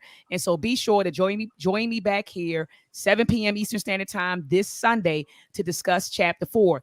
In order to join, you don't need to have read the chapter or you don't need to even have the book. Just come on in, join the discussion, and learn something. Peace and Black Power.